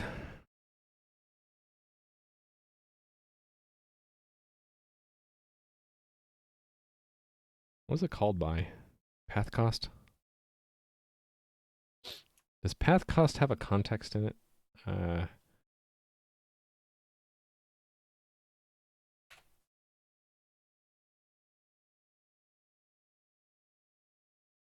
Yeah, it has a context. I remember putting this context in. So I might have to unwind that, right? Because,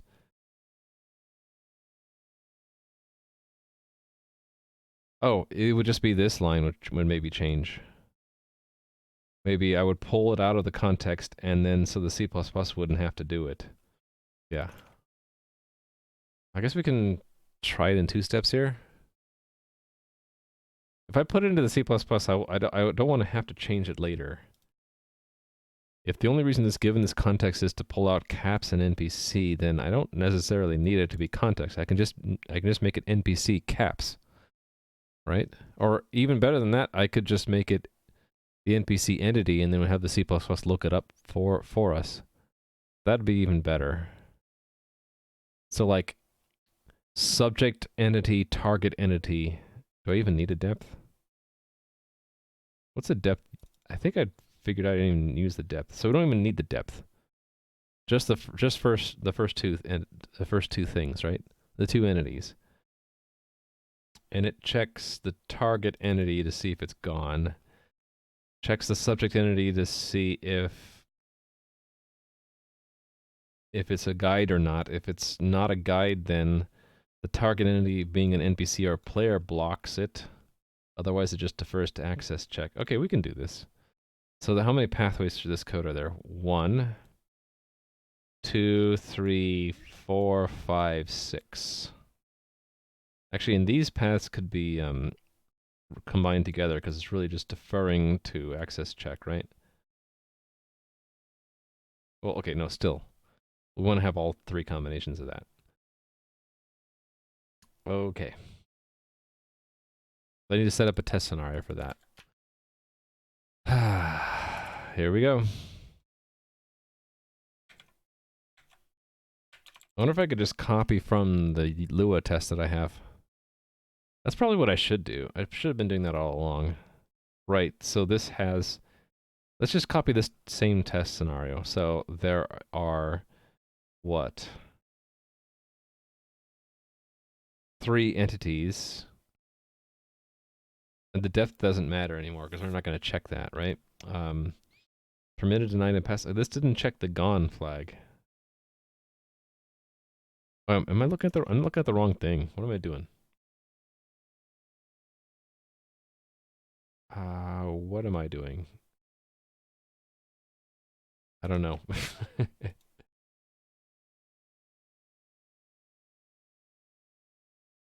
Movement. So there should be movement. Okay, here it is. This is the right one. Okay, so there are 5 entities. Logged out, logged in, other NPC, ground, and wall. Okay, that makes sense. So this is being ported to C++ here. I need to give the name correctly. This is test NPC move to entity. And then we're going to replicate this in C++. So the arrange, actually all of this stuff, all this boilerplate, and then we'll have entity player logged out.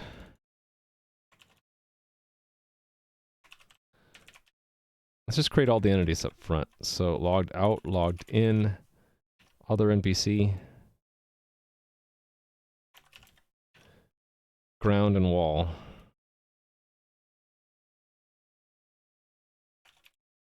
All right. So the 2 players have position components, one which has gone, and the one that's logged in doesn't have a gone and it has to have a player component. Okay, so that means player logged out has a gone, has a position where gone is true. And then the logged in player has 2 things, a position and a player. Neither, and both of those can be empty. Position and player. And then the other NPC has an empty NPC component. Other NPC. And then the ground and the wall, well, actually looks like we just hacked the access check function. Can I do that in C++?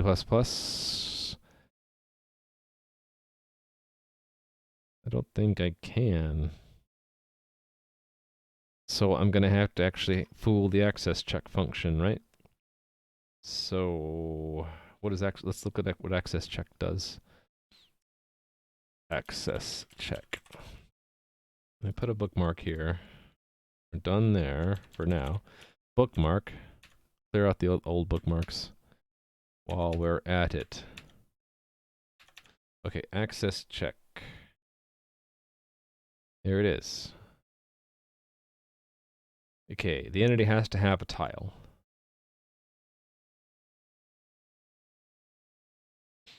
The tile has to have an access. Oh, if the tile has an access flag, then we get the access directly from the tile. Otherwise, we look it up in the tile map. So for convenience, we could just make the tile have an access flag directly in it, and then we don't have to actually have a tile set. Right, and then that flag is just tested against our mobility for pass, deny, or permit. So zero access is a pass. Non-zero access, we mask it to see if it's a deny or permit. Got it. Okay, so we'll just make some tiles that have special access flags in them for ground and wall. So tile entity ground.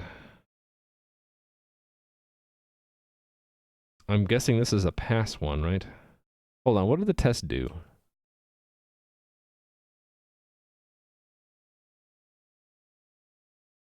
Oh, there's another one for pass. So where do we expect a pass? Enemy denies, enemy permits. Where's the pass then? Did I just not bother to check that? I think I just didn't. So we should have another one like where it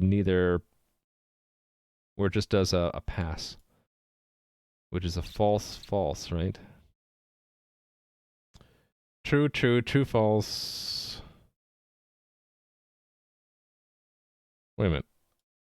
How come I never checked it here? Hold on. This is bad. I didn't copy the permit and deny. And also these locals. I guess it's okay to repeat local over and over again. But these two are missing the pass and deny checks. I messed up there.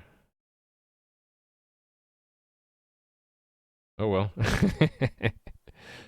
Yeah, so we're gonna need explicit pass, explicit deny, and explicit permit. Let's say ground permits, wall denies, and what would be a pass? Something that doesn't affect movement at all. Like I don't know. How about an entity that doesn't, like, it's got to have a tile, right? Actually, what does access, hold on. Go back to access check. I didn't put a bookmark there. Bookmark it. Yeah, so we can do pass in one of two ways, right? It's either, it doesn't matter which one. So I can just do it this one. So if there is an entity that doesn't have a tile, there we go. So we'll have an entity no tile. It just doesn't have any components at all. All right, so the tile for the ground has to have an access flag. So this thing.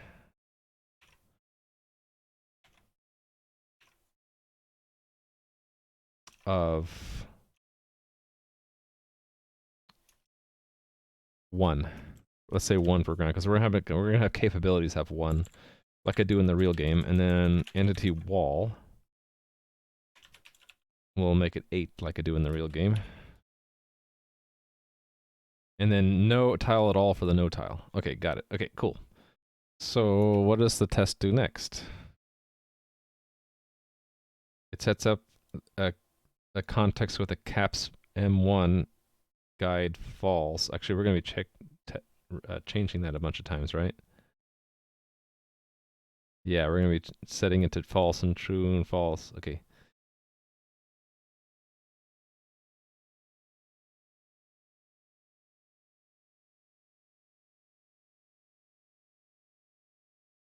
Okay.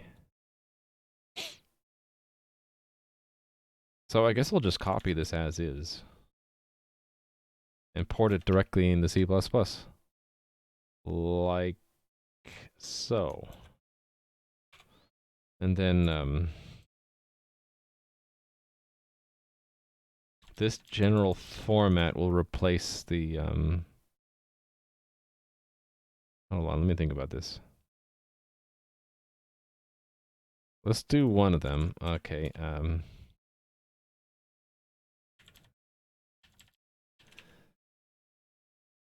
So that's all inside of a evaluate script, right? So this inside of there.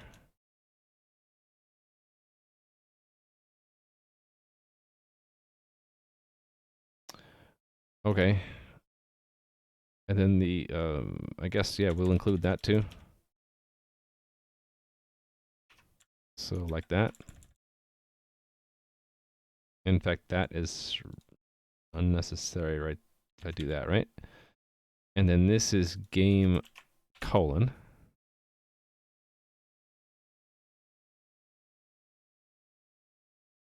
Okay, and then I can directly put the entity number in there, right?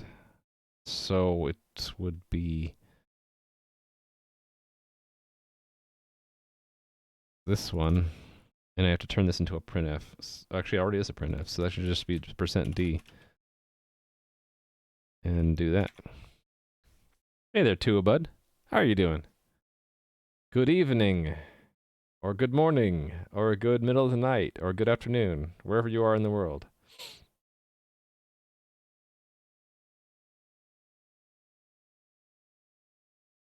Oh, I just saw Master Agent Miyazaki said Doctor Sleep is the sequel to The Shining. I didn't even know about that. Hey there, Frost Ice Cold. You were creeping, lurking. How are you doing too? Trying to port, like this says up here, trying to port a very expensive Lua function into C++ to speed up my scripts. So it's this script, test NPC move to entity, and so I'm taking the original unit test for that function and porting it to C++, and then I'll port the function itself. So I can't do that straight in the Lua. I need to get this out, right? And I don't really care if this is done or not. Like that. So we expect them both to be false.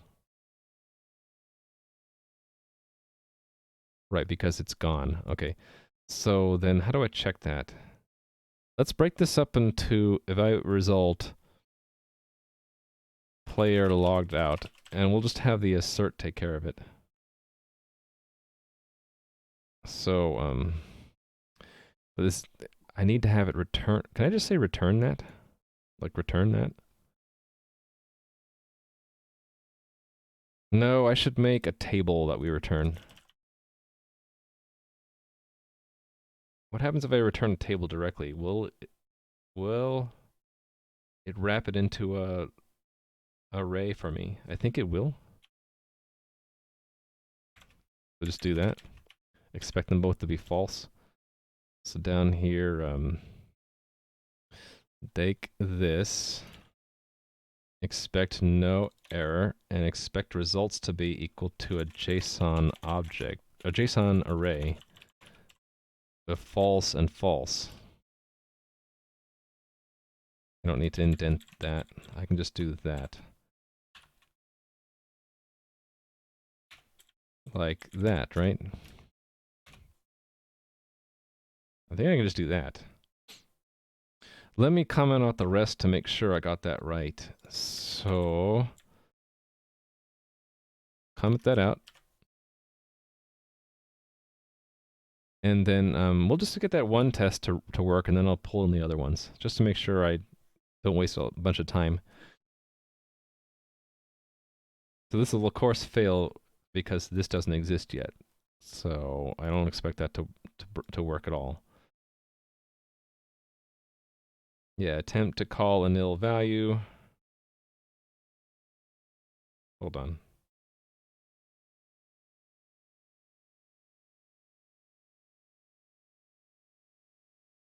Interesting. It's comparing it as strings.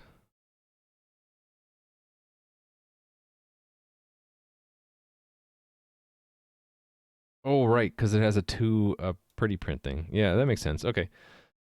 Yeah, so that's exactly what I expected to see. It doesn't exist, right? Every developer writes unit tests as a hero in your world. Oh, thank you too, bud. I try.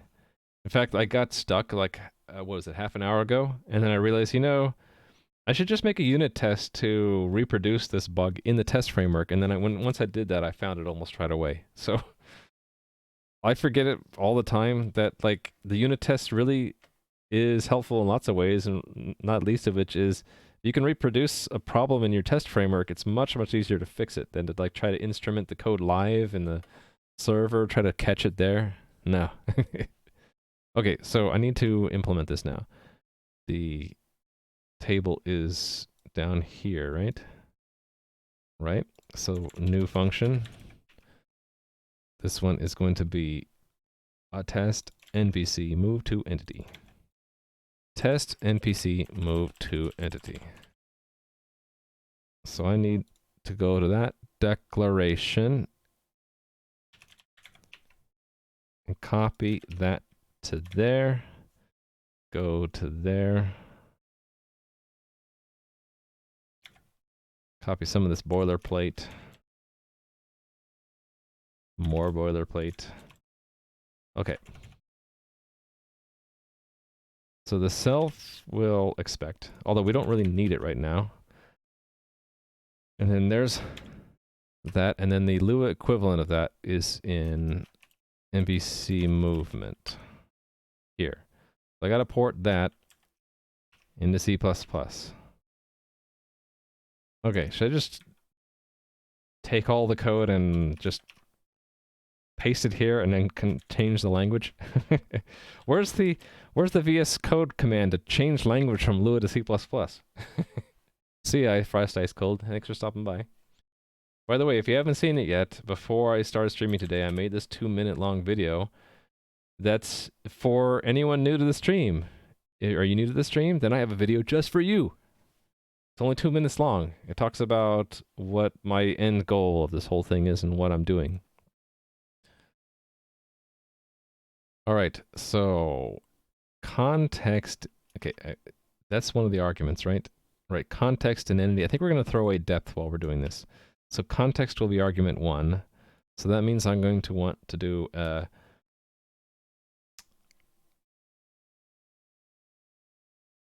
actually, I'm going to change this from context. I'm just going to get the entity. So we're just going to say const auto subject equal NPC entity. Let's call it NPC entity is Lua check integer Lua 2. And then we'll have to get their caps and NPC components. Really, I only need the caps so that I can get out the movement, the mobility. Right? So access check we already have if I have the mobility. So I just need the mobility. So let's get the mobility first. So what am I doing? Just a normal comment. Get the subject NPC's mobility. So int mobility. Self with entity. Oh, wait a minute. I don't have a nice wrapper for that. So I've just been doing it this way. Go to the store and find... Right. So doing these finds. Can you change the language on the bottom right? if only if it were that easy. We're gonna find the NPC, right? So we're gonna call this NPC store entry. There should be one, so if there isn't, nil it is, right? So we'll call this the NPC NPC entity, NPC component, entry, long name. So we're looking at the NPC entity in that part of the store. If that is equal to that's end, then they're not an NPC at all, so nil.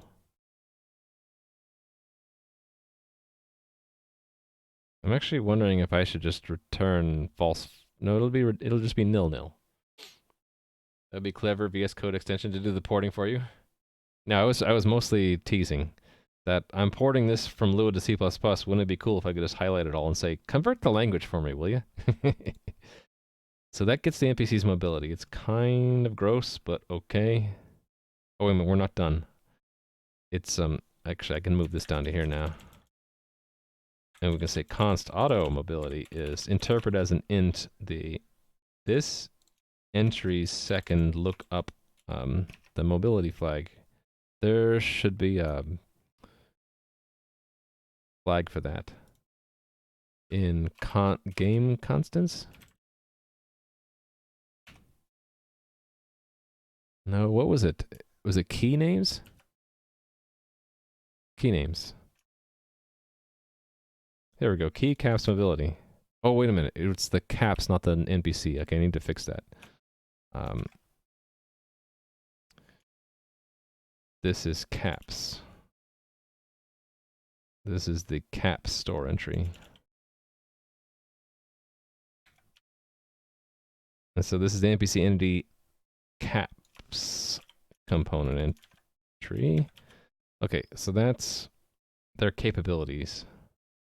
The capabilities of the subject NPC. Their movement capabilities, really. And then the other thing we needed was, what do we need the NPC component for?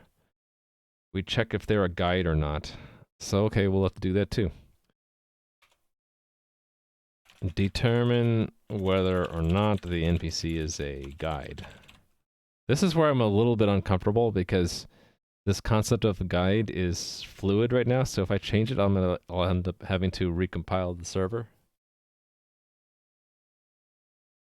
But so I expect to change this one more time at some point. I probably will change it to be like more abstract, like whether the NPC is blockable by other NPCs and players, something like that, right? Because that's what this is going into. If they're not a guide, then they're blockable by other NPCs and players.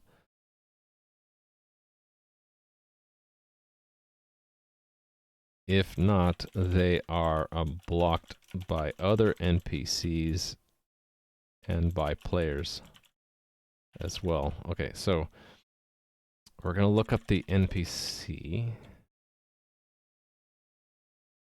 part of the store. And then we're going to be looking up the NPC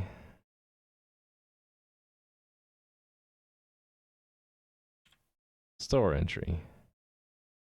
I mean the NPC component of the NPC. And then const auto is guide is literally if that is falsy.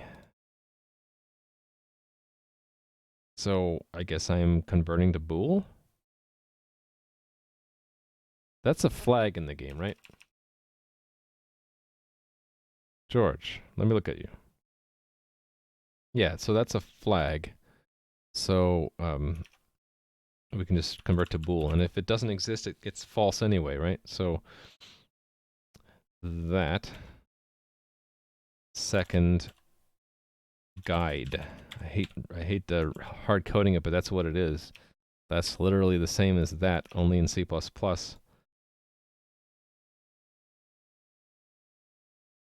If not is guide, then we do a couple of things, right?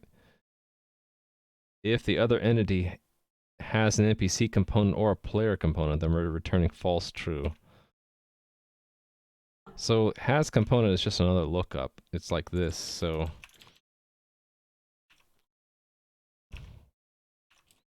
other NPCs.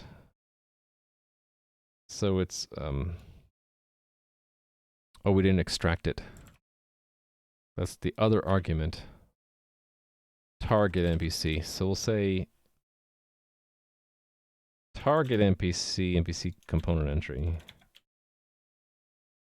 Right, so this is a Lua function.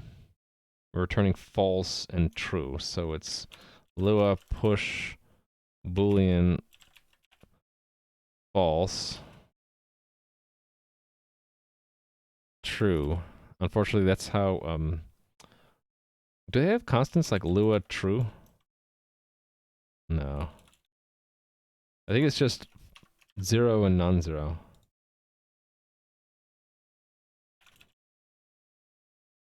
There we go. I feel better about it. Okay, and then the other one was players. So if the target entity has a player component, and I need to look up the store. So let me combine all of the store lookups into one place.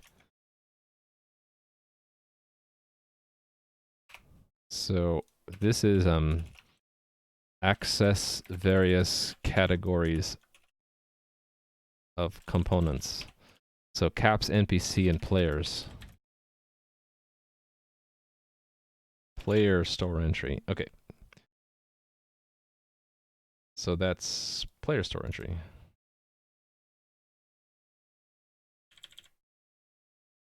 Fine, and this should be target entity, by the way. And it's if it's not equal to end, if we find it, right? Then return false true. False true. Okay.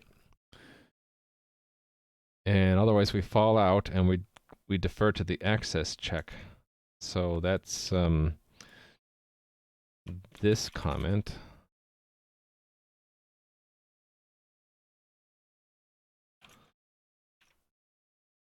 We're going to call access check. So self access check, not the Lua version, but the C++ version. So that's entity and mobility. So that's target entity and mobility. And then that returns something, right? So const auto access check results. And then we're down to this point now, right?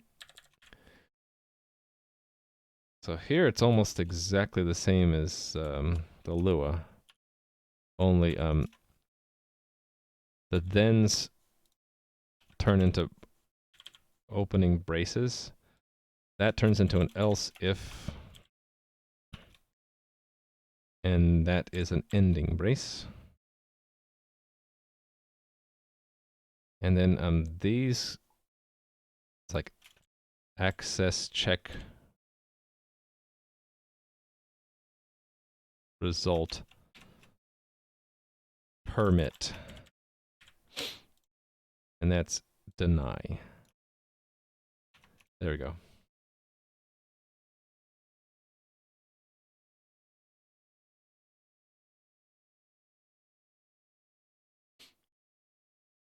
Oh yeah, I had it wrong at first too, Toulouse.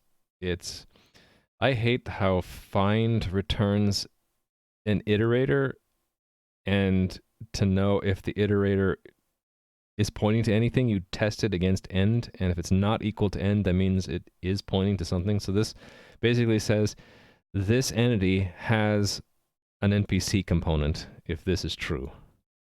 This entity has a player component if this is true. I hate that. Okay, so these returning tuples turn into this, right? A true and then a false. Return 2. False, true. Return 2. And then this is a false, false, return 2. So there's a couple fixes I can do here, right? We can just fall through and always return 2, and this can have an else. Right? Always returning 2 things. It's either true, false, false, true, or false, false.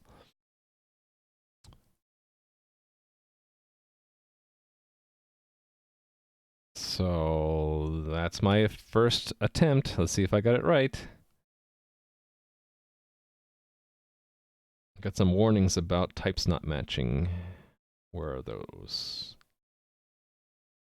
Oh, yeah. These entity numbers are really ints. My nose is very itchy today.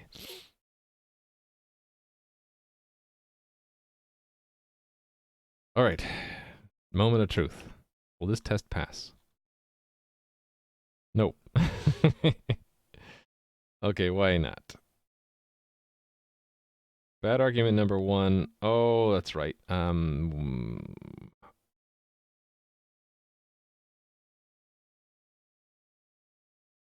Wait. Number expected?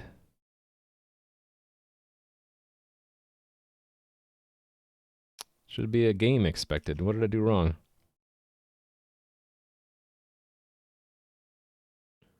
Two, three, four, five, six, seven. That's a colon.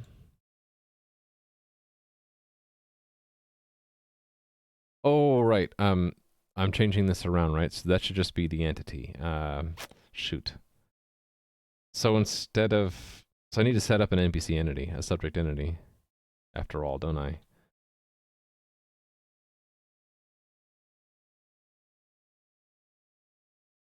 In fact, it's got to be different for everything I do here. Okay, so we'll have a subject entity. Subject NPC. Entity subject NPC.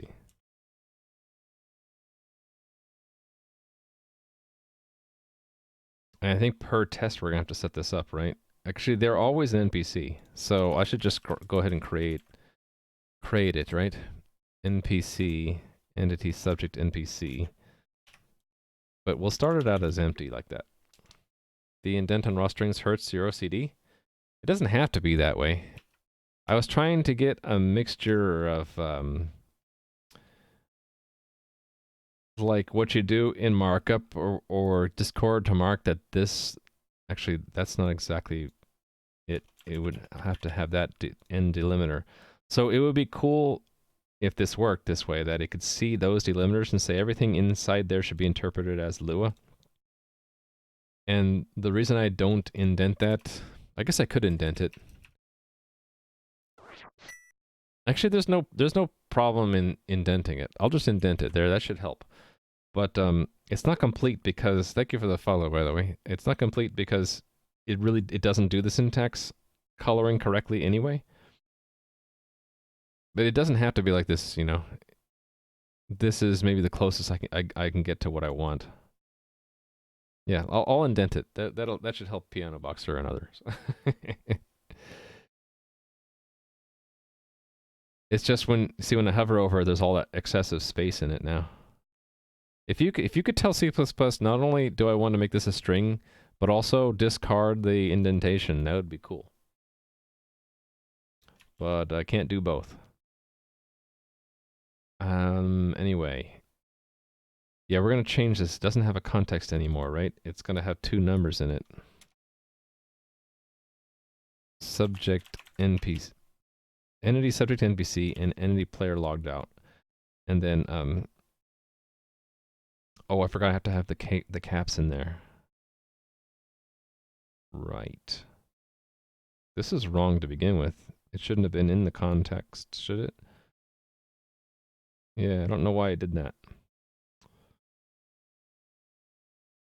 Yeah, that was wrong. That was wrong to begin with. Anyway, the subject NPC has to have caps.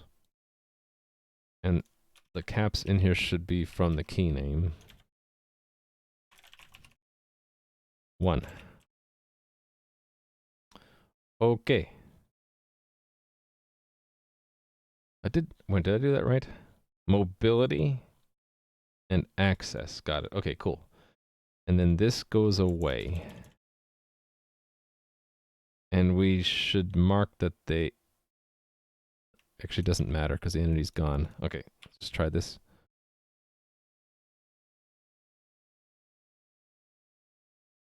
Run. Cannot construct a JSON value from a table. Okay, so that's right. I was wondering if I had to do that. Do JSON.object to convert the Lua table into a JSON value. Oh, I misspelled object. Oh, wait a minute. I want to do array, not table. Array, not object, right?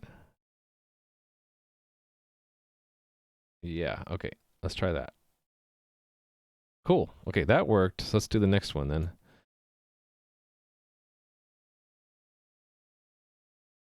Entity is another NPC and the subject is a guide. Okay, so what changes here? They are a guide, so I need to modify their NPC component. So it's not create component type, it's set entity component of type.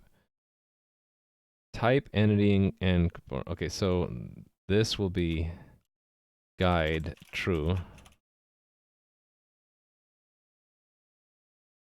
To make these individual tests like balance each other, I think I should just do that. Okay, and then this is a different result. This is other NPC. Wait a minute, did I skip one? Oh no, that's later, the player that's logged in. So this is other NPC.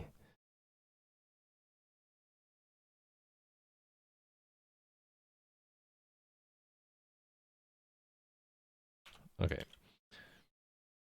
And then that should be false, false.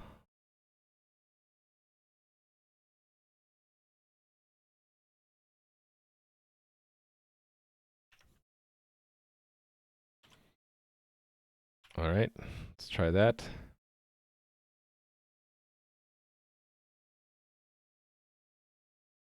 So far, so good. Next.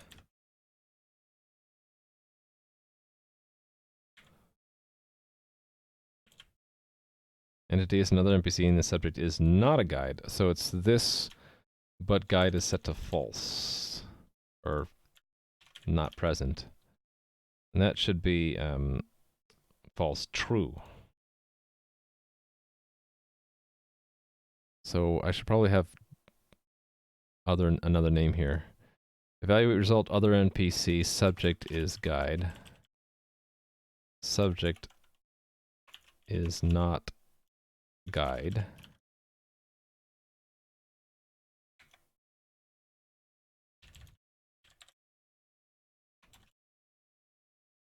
That's expected to be denied there.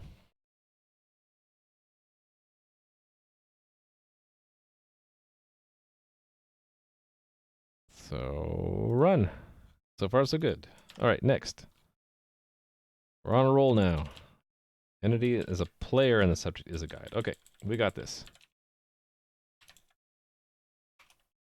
Guide, true.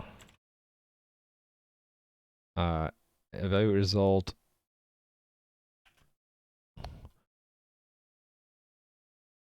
Player logged in. Or, hold on. Player logged in, subject is guide. Oh, this is wrong, wasn't it? Oh no.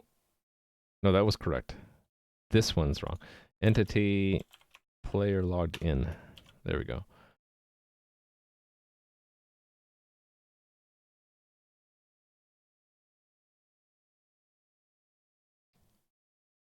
So player logged in, subject is guide. What was the expected results there? Skipping around too quickly. False, false.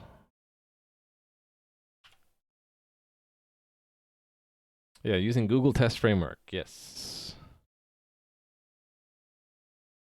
That's for C++. For Lua, I have made my own thing that looks like Google Test. It's called Moon Unit. So that's what the old test used right here that we're porting from. So it makes it look like Google Test. It's a special runner that looks like Google Test to the framework, to the VS Code plugins, but it really is running Lua. It operates the same kind of way. All right. So I'm just going to run this and make sure, yeah, make sure it's still passing. Okay, so far so good. That was this one, right?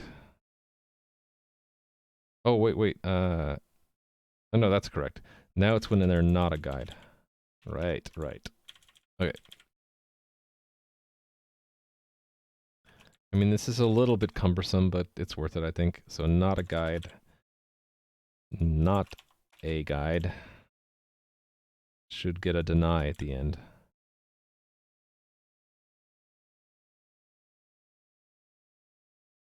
True.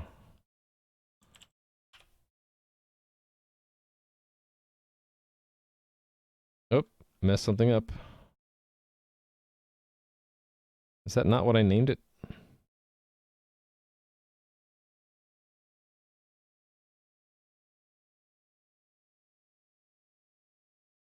Oh, I had A in there.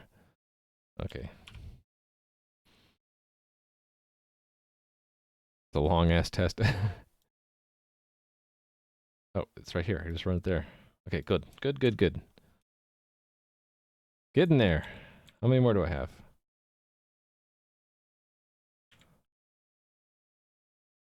These two, and then there's the third one that was missing. Let's go ahead and indent this back and... Actually, no. Just do it that way. Alright.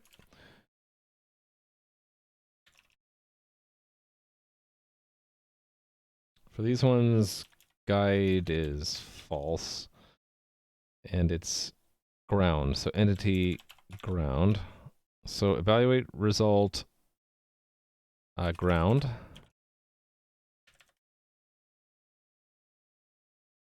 Oh, wait, hold on. Did I mess that up?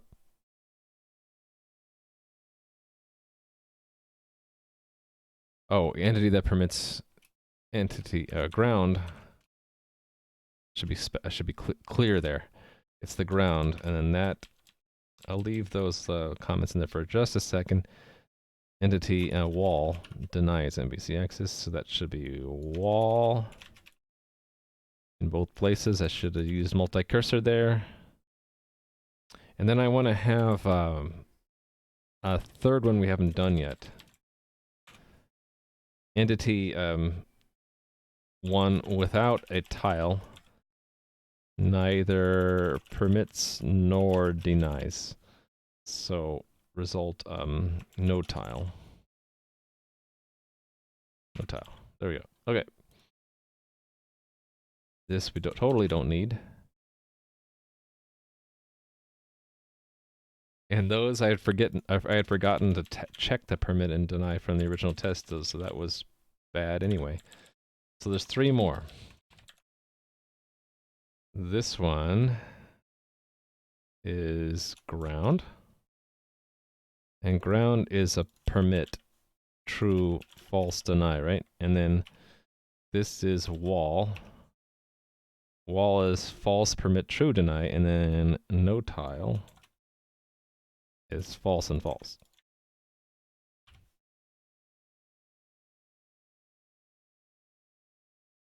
Okay, here we go. I just click here. Yay. I hate it when things pass the first time, so let me actually break one of these on purpose.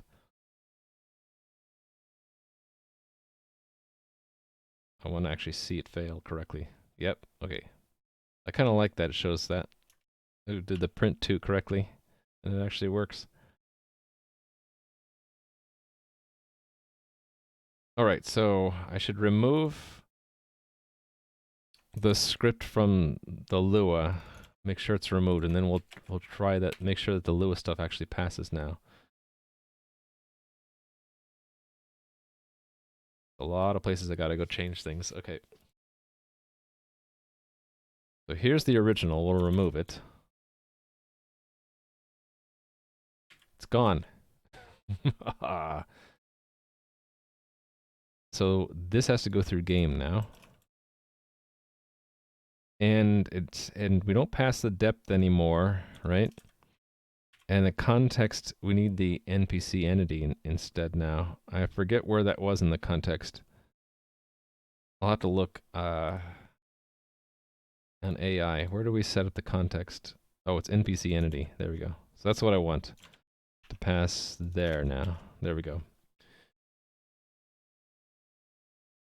So it's there, and then here again, right? So that's context NPC entity, and then v.entity, and game colon in front. And then we don't need the test anymore for it because it doesn't exist, so we're just going to drop it.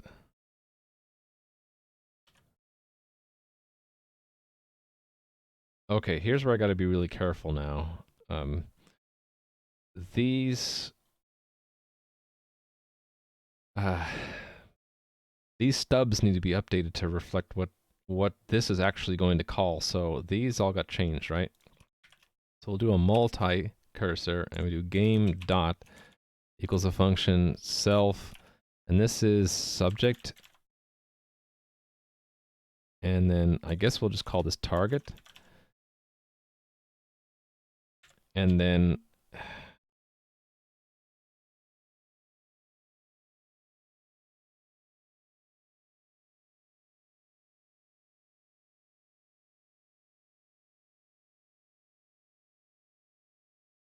for this one, okay, then my multi-cursor is failing now.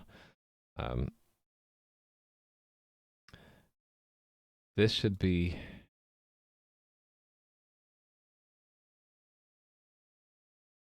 oh, the test context doesn't have the entity anymore. It needs to have it. So position and also NPC entity is, I don't know, 42. So that these can all be test context.npc entity for subject. And then that's target. I don't know why I have this if. This expect should get it though, right? Yeah, why do I have this test? Why don't I just, because I already did an expect. I just return there. There we go. Make it easier for me. The subject, or target, and then that can just do that. Okay, and more of these need to be done here. Like that. Okay, this one's more complicated. First entity passes second, so this is target. Target. And target. There we go.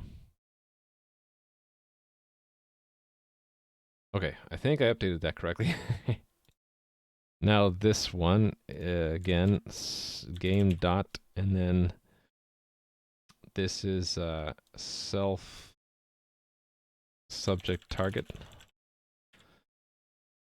And again, the test context.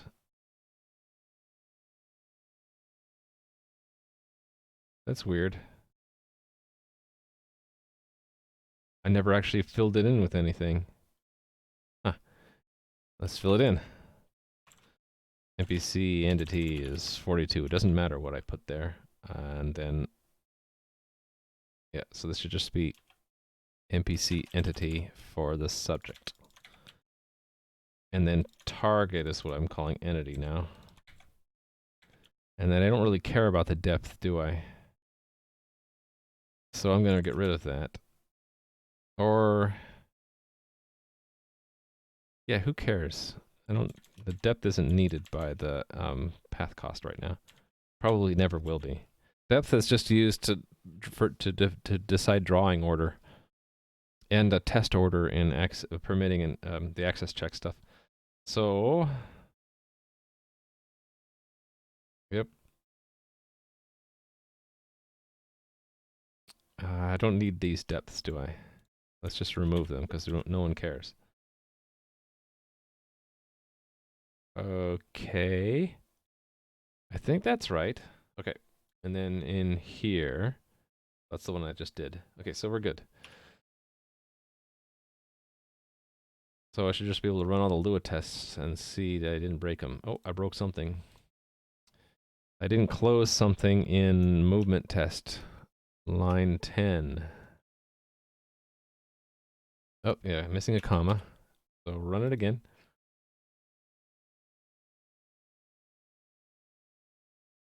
It's taking a while. Ooh, all green lights. Green lights are good. It shows it twice because I actually have two different builds of the test runner, but it'll run this test the same test script, so it doesn't matter which one of these I run. So yeah, it's all working. So next step is to try on the real server and make some more performance measurements again. Right. So it's breaking because the scripts were being updated as I was saving them, but the C++ was missing the function. So restarting the server with the latest C++ code should already have the latest scripts because this was keeping it up to date. And we're getting an error. Maybe the scripts aren't up to date though. Yeah, we're getting an error. Okay, what's the error? I missed something.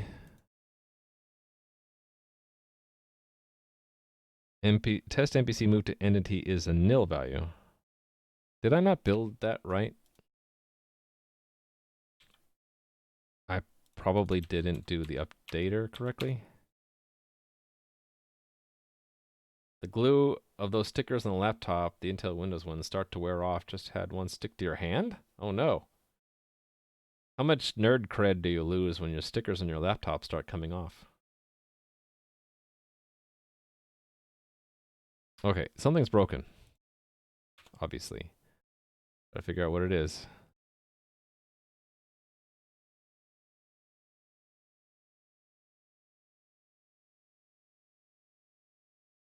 NPC path cost.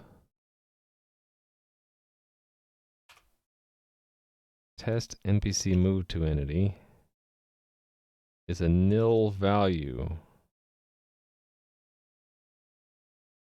A nil value.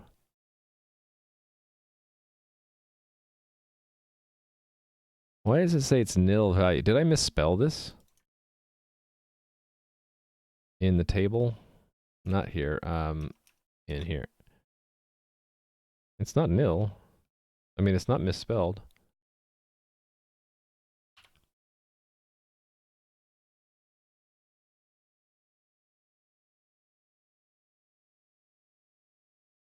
Weird.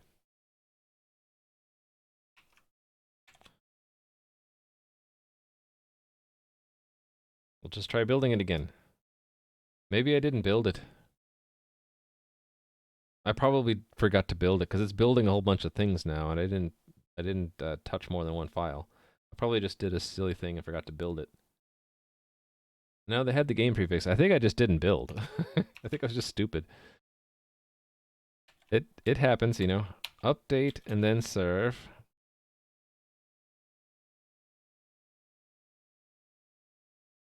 You hate those stickers, but the stickers on your laptop give you nerd cred. Right? The more stickers you have on your laptop, the more of a hacker you are. You don't remember me building? Yeah, I probably forgot it. Hate one of the stickers on your laptop says designated for Windows XP. Oh, designed for Windows XP. Well, that's like the tag on your mattress or cushions or whatever. It says not to be removed. And the first thing you're supposed to do is rip them off, right? That's what my kids do. They're like, I can't remove it? Well, see here. Let me remove it. Okay, that fixed it. Clear the script errors. All right, we're good. George has been busy. Look at that. Okay, we'll test these again. So, is he actually moving or is he stuck? He's moving. So, start profiling, and then, oh, hold on. Ignore that one. I have to hit the button on my timer at the same moment. There we go. Now we're profiling. And he's even going to go do some combat for me. Thank you, George. All right. And then I got to sort by time and hit stop at 20 seconds. Only to be removed by the consumer? Yeah. But there are like jokes about that, like that the mattress police come after you if you rip it off. Okay, this is step 3. Step 3.text. Okay, so let's look at step 3 compared to step 2. Step 2.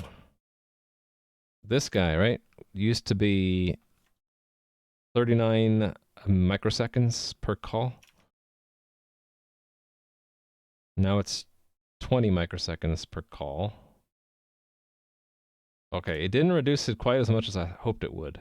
I think it's just being called too many times, 28,000 times in 20 seconds. So like over 1,000 times per second. So even though it's taking 20 microseconds, it ends up being 600 milliseconds because it's being called over 1,000 times a second. Does that work? Does that math add up? 20 micros times 28,000 is 600 millis.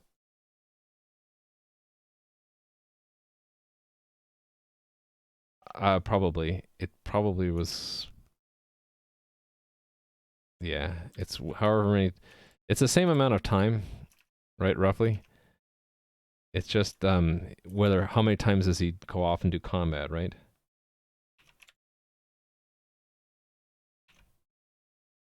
Yeah, so it did 300 pathfinds, and this one it also did about 300.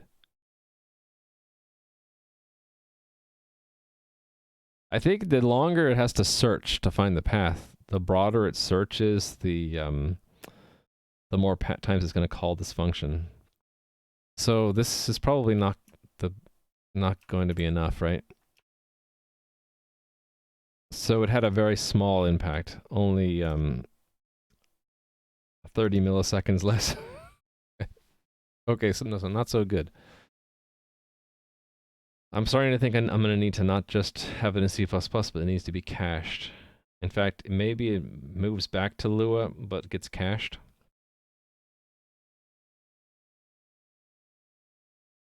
Am I looking at the right thing?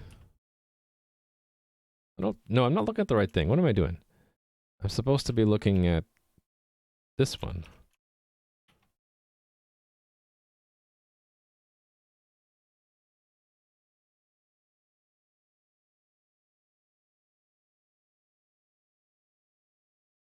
Oh yeah, okay. Well, it's the main thing called by NPC path cost. Yeah. So it's still expensive. I think I'm just doing too many path finds. Memoize it, yeah. That's what I'm probably getting it to. Why is it so slow?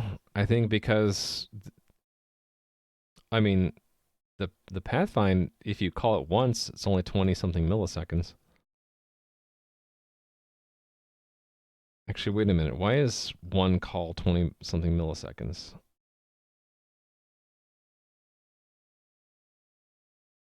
It shouldn't be. Is it just, I wonder if it's just overhead, because it's called 28,000 times. What if I do a quick, let's do, let me think about this. Oh, it's microseconds. Yeah, something as small as 20 microseconds. I mean, I don't know how much of that is the is overhead.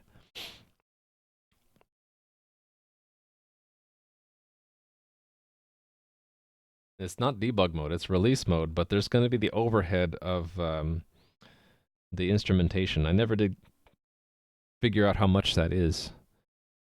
Actually, there's one way we can figure out how much that is. I can just have a Lua function that does nothing. Like, let's do that. Let's pick a Lua function that's called a lot. What's a Lua function that's still called a lot? NPC path cost, right? Let's have it call something that just does nothing. So NPC path. All right, so let's have a function does nothing. End. And we'll just have it call it, right? Does nothing. There we go. And then we'll measure this. Go. Let it go for 20 seconds. So it does nothing, right? So all of the time should be the overhead. And let it go 20 seconds and I'll hit stop. Thank you for fighting off some enemies at random, George. That gives me a nice, well-balanced test numbers. All right. So pull that in to here. I'm going to call this step 3 including overhead measurement. Okay, do nothing. Does nothing. There we go. Does nothing. Okay, so 305 nanoseconds is the overhead. Okay, so it's less than I thought it would be.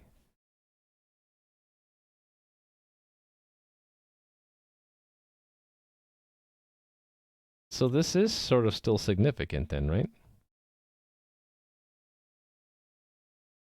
Yeah, why does it take so much time?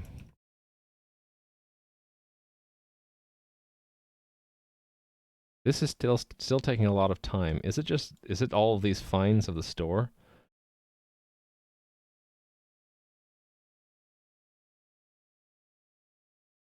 It could also be stuff like this. It's just doing a lot of searches and maps. Oh, an access check does a bunch of other junk, right? It's going to be looking up tile sets and other stuff. Yeah. This stuff ought to be cached, right? I'm caching this stuff in the rendering system. I remember doing this for the similar reason that it was very expensive to constantly look stuff up in tile sets. I remember doing that. In the rendering system, we cached it. Tile set cache, yeah. So shouldn't I just use the same tile set cache? What am I using from here?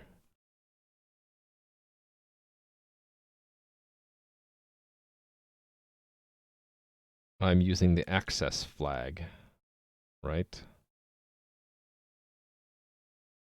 And what do I cache in the tileset cache? The visibility and the light. So if I added access to this, then I could use the same tile cache and maybe speed it up again. Yeah, microseconds is pretty tiny. It's good to know that this is my overhead.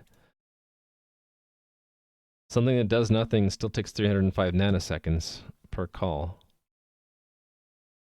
So if I just subtracted that number from everything, so you know what that really tells me? That I should have 2 fewer significant figures, and then I should always subtract 3 from the number.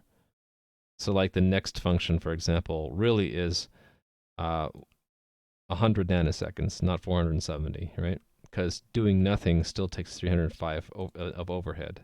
Actually, there's 2 things that go into that overhead. One is the function call in Lua, and the other one is the instrumentation. So to get rid of the function call out of that, I'd have to have the instrumentation like just instrument nothing like at least 10,000 times and then get a estimate for that. Didn't I have a plan to do that?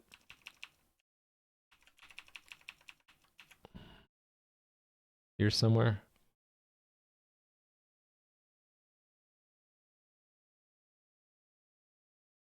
Programmatically determine the time wasted in instrumentation overhead.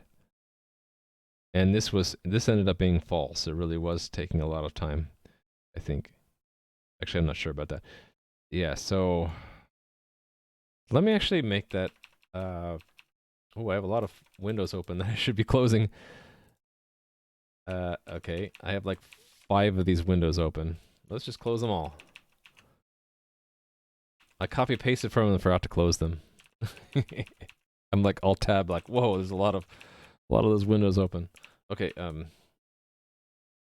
gonna take a new window here. Go to GitHub.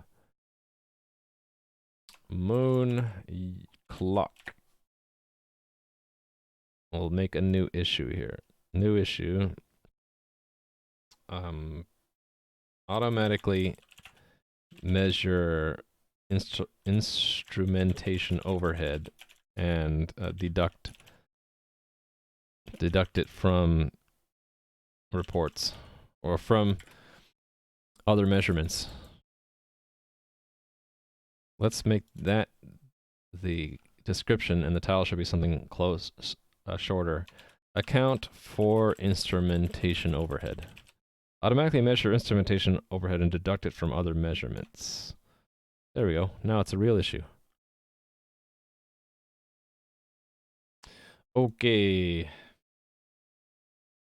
Well, I want to do both. I'll report it, and then I probably just want to deduct it, say, like, so that I don't get misled into thinking stuff takes 305 nanosec 470 nanoseconds, and really it's only, I guess that would be 65? No. 470 minus 305 is 65. 165. 100, it should say 165 here, right? Because, well, assuming that is all instrumentation overhead. Yeah. Monka S, math on stream.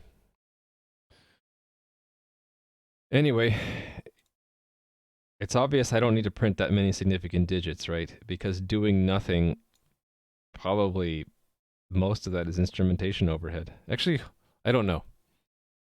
I'd be curious to find out how much of it is, and how much of it is in the Lua call. Anyway,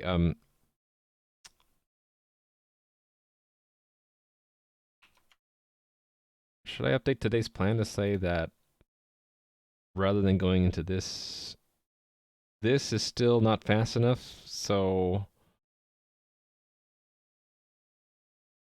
Actually, I'll just say I didn't plan for it. We'll put this in the notes. Is still slow in C++, probably because of constant, what are we going to call it? Constant searching through tile sets and searching through tile sets. And why does this widen like that? Don't widen. Go back. Perhaps, well, let's say try using the tile sets cache. Problem is the tile sets cache is built by the rendering system, right?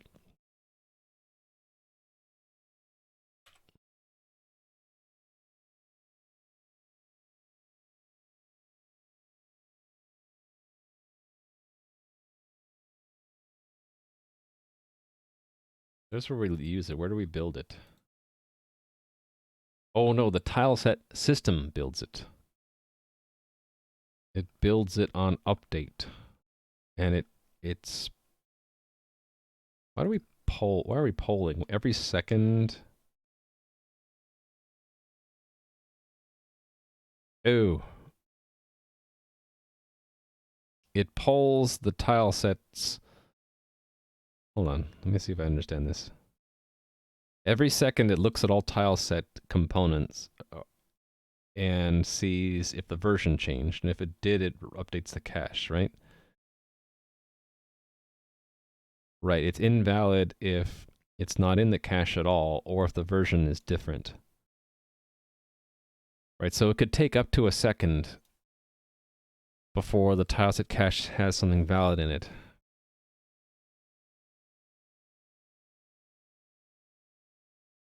So during that first second, if monsters try to move around, we won't have the tileset cache to check against. I guess we'll just take the performance hit at that point, right?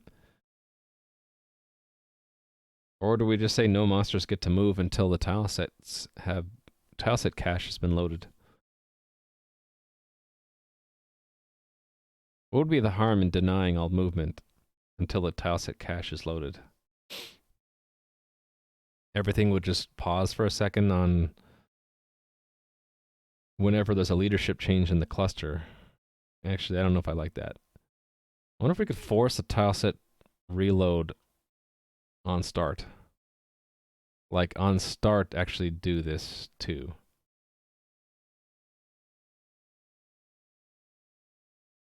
Nothing you can see?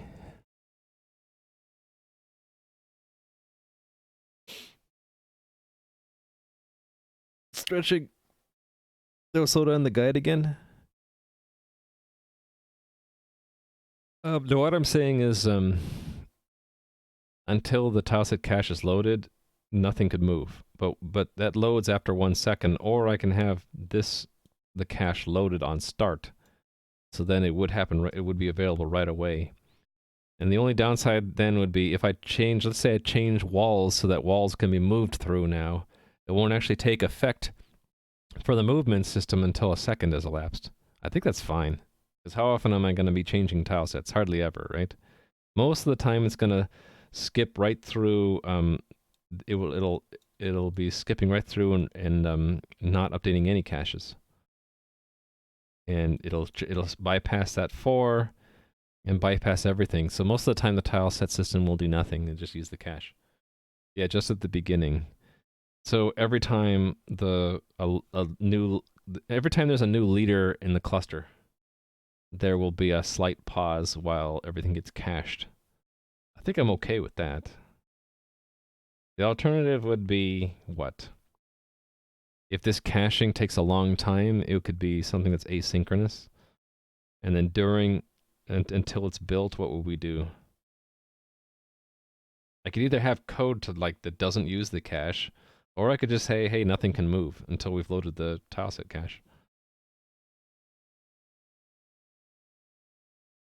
I'll have to think about that later.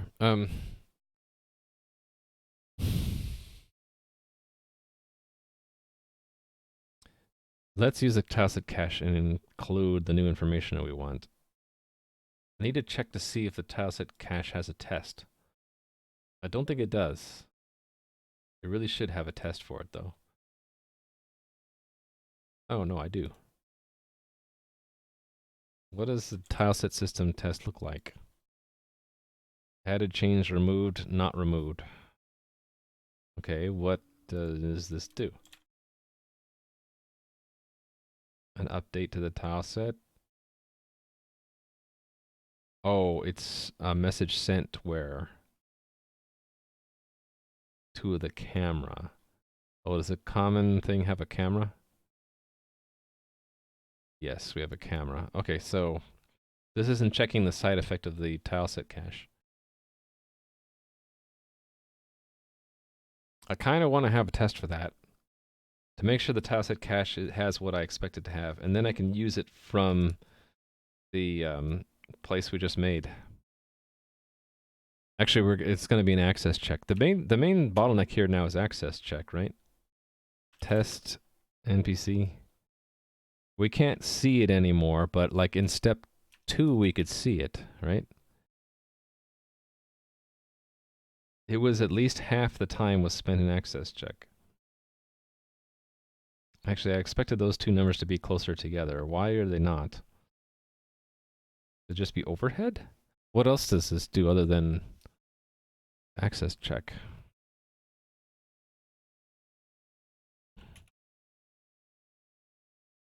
Just map lookups? I mean, those should be pretty quick. Maybe just piles. It adds up. Could also be overhead. I mean, it's called, like, a lot.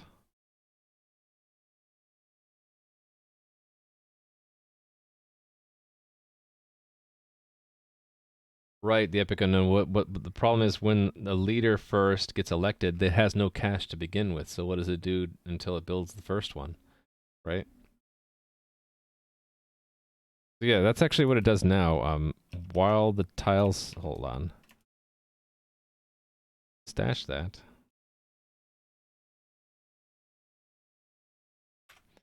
While this is building a new one,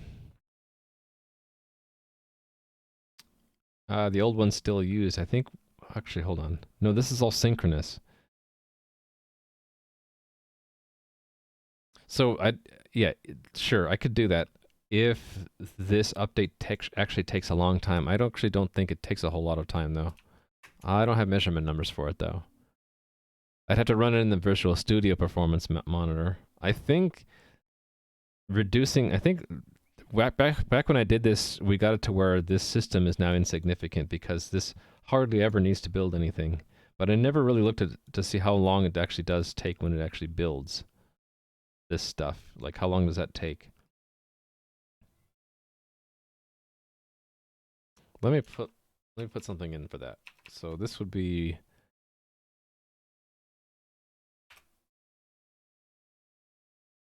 issue, new issue, measure performance, well, tile set cache building and performance. Okay. Measure the performance of building the tileset cache. If it's too, in quotes, too slow, make it asynchronous. Right? I just don't want to forget to do this. So this would be what?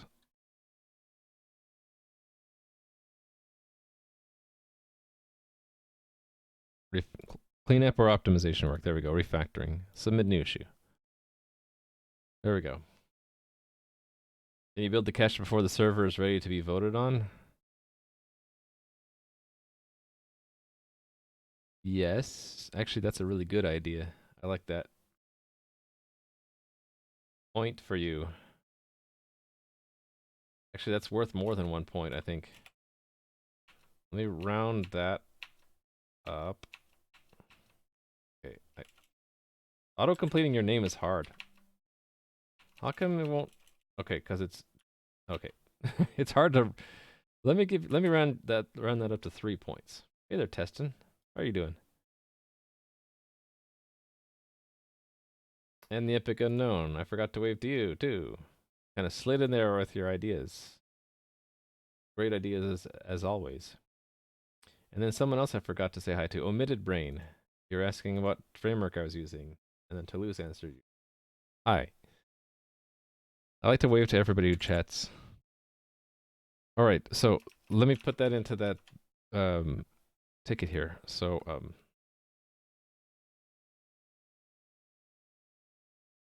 there we go. Excellent idea. I can build it before it's ready. Anakim Luke, hi. Hi. Alright, I need to make it... I don't need to, but I want to make a unit test for this code because I forgot to do it.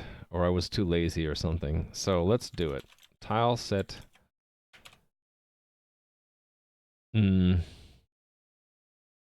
Just call tile set cache. Built. Mernin, Krasner. How are you doing? Alright, I should probably change the current task, right? Because we're done porting that last thing. Now we are making unit test for the tile set cache. Building code. There we go. Making unit test for the tile set cache building code. And someone can ask me what a tile set is, and then I'd say tile sets this thingamajigger. Thank you for the follow. Yeah, so a tile set is basically a palette of tiles in the game, and the things that we cache primarily are these columns: the access, the visibility, and the light. So light is light generating tiles, visibility is what blocks and allows you to see through things, access is what controls movement.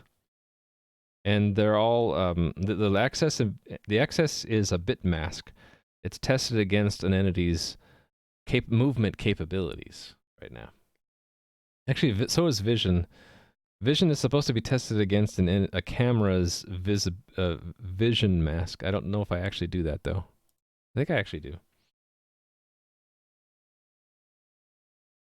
Your internet died, so you didn't receive the hi. Well, hi. I give you a real hi. Replace the S with a 5. The 0 with an O. Oh, yeah, the autocomplete was, Wait a minute, it's because the Toulouse said, if only I had a number in your name so you could subconsciously force me to give you a higher number of points. Is it, you think it's the numbers in his name? I think it's that was an excellent idea. I'm like, the server, when it's not the leader of the cluster, really just sits there on its butt and doesn't do anything. It might as well build a tile set cache from what it has. There's no reason for it to wait to be the leader. It could build at any time. All right. Right now it's going to be built when it's the leader, though, so I need to simulate that, don't I? Oh, wait a minute. The setup for the test should be doing that already because it does a start and an update. Actually, it does two updates. It creates a camera and tells it to update again. Oh, but we need to tell it to wait for a second, don't we? This thing right here. So this will be the arrange, actually. Because this had a tile set, right? Oh, no, it didn't. I need to set up one. Should I just use this one? Actually, it's the same setup then. It's exactly the same thing. Right here. So we're making an avatar's tile set with Axe Guy and Warrior in it, but what are the things that the tile set cache has in it? It's got visibility and light, so let's include those in here. Let's change this around here. We'll call this background. Background JPEG. The tiles are, does it care about the name? It doesn't, so I might as well just call this visibility. Actually, to make it easier to read, let's give them names. Do I do that in the real name? I don't.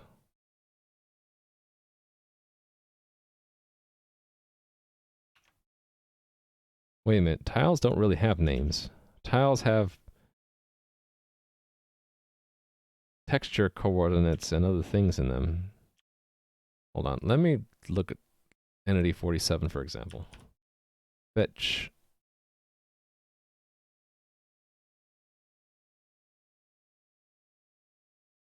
Yeah, there's no really names of tiles. I wonder why I had probably just make the test easier to read, right? I guess we can keep the name, sure. So ground and wall, and let's have a torch in there too. Why not, right? And the ground will have this is where I need to make sure it matches visibility 1, and that's 8. Or wait a minute, was 0 visibility for ground? Yes. And then 1 is, okay, I had this backwards. So ground is 0, wall is 1. If it's 1, it blocks visibility. So a torch would not block visibility, but it would have a light, right? Light. Let's give it a light of 3. And let's have this, these both have a light of 0. There we go. So then we update the systems, and then we need to have a way to peek into the component systems tile cache. So I just need to add that. I can totally cheat too, because I have methods set up for testing. Invoke system. Do I already have a fetch of the tile set cache? I don't. Let's do it. Tile set cache const reference get tile or access tile set cache.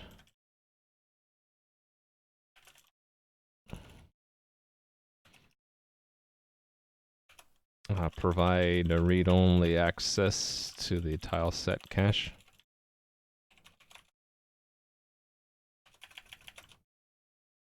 Read-only access to the tile set cache is returned. There we go. So go there. It's meant for testing only. So that goes there. And I really should... How does this work? Is it like auto and then that? And why is it giving me a problem?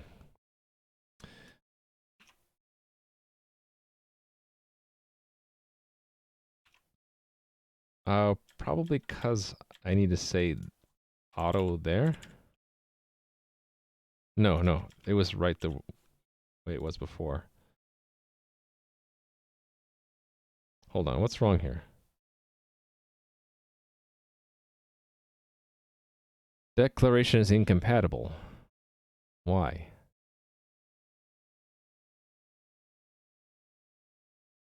I don't know. Let's just return it. Tile set cache. Tile sets cache. Oh, it's tile sets cache? Wait a minute, is that inconsistent? Oh no, it is a map. Right, entity to a cache of the tile set. Okay, so it should be tile sets cache. And then this type is actually that.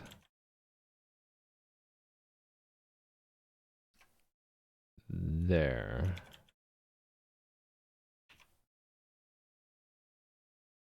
Okay, I don't know why the compiler, the IntelliSense doesn't like it though. Well, there you go. There's elite hacker to lose. Perfectly normal. All right, what does it not like about that? It really doesn't like me to do that. Why not?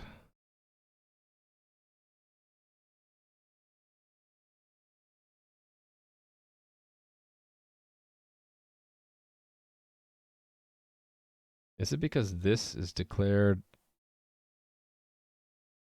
Oh, it's declared in source. Ooh, yeah. We can't have that there. That we got to move out then, along with the cache itself. Yep. So this has got to be public now. Up to here.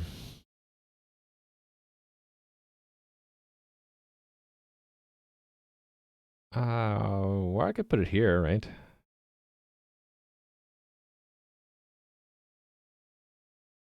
Yeah, I could put it here. Actually, hold on.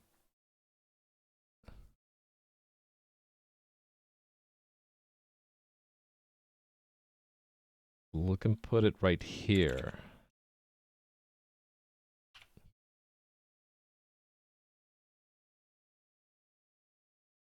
Actually, it should go inside, shouldn't it? And we don't have vector. Yeah, I should move it inside of components. Right here would be nice. Actually, we can move it down. Position, all this stuff.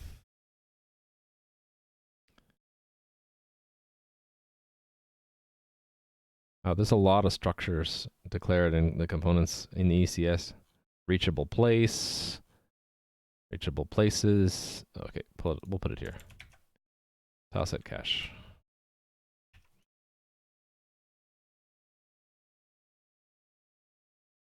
Yeah, now I can't read it. There's an all and a 5 at the end. That's all I can read. Okay, so this now will be better if I do that.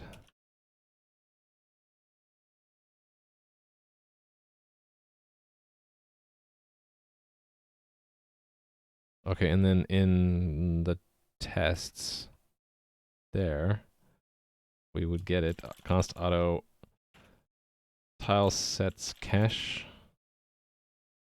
components get or access tile sets cache.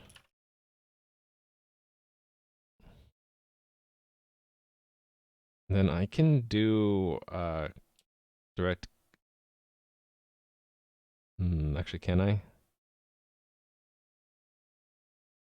I had problems with this on Linux where this doesn't have a constructor, a member-wise constructor, and so I couldn't do a direct comparison. What if I just avoid it by doing expect equal 3 for this one's size. Expect equal 1 for... I'm completely misspelling it. It's time sets instead of tile sets. Tile sets cache.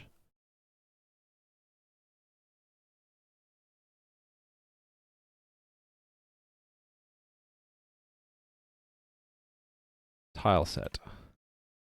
So it should only be 1. And then that.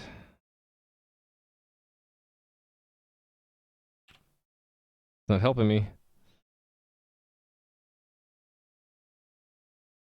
What is a tile set cache? You help me, please. Oh, it's got a... Okay, so there's a version and then there's a vector of tiles. Got it. Okay, so that will be a... Well, come it is not helping me. the version should match that version. What if I make that like 7 or something, just so it's not the same number as the other one? Oh, it won't let me because it's const. So really I should do this. I should say const auto, what are we calling it? Background?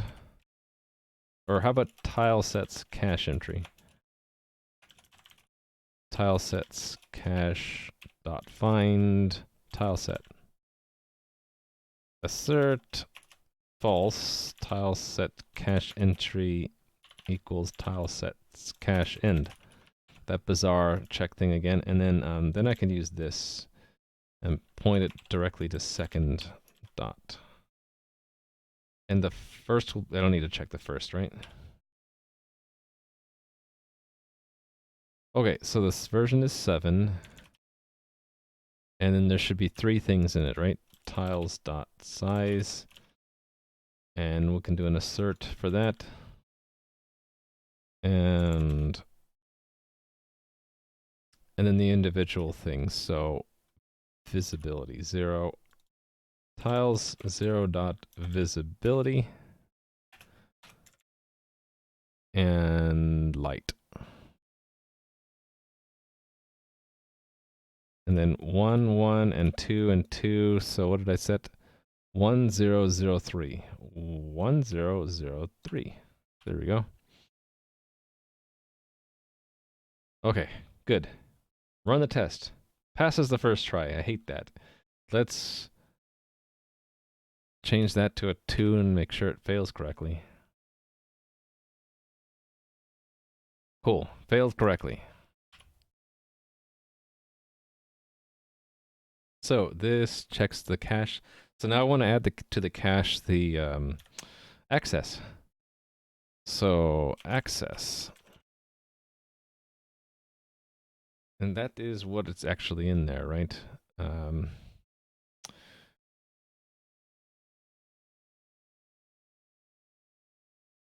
Access. Yes. There's also frames, and I don't care about that. Why? Oh, there's an ID in there too? Interesting.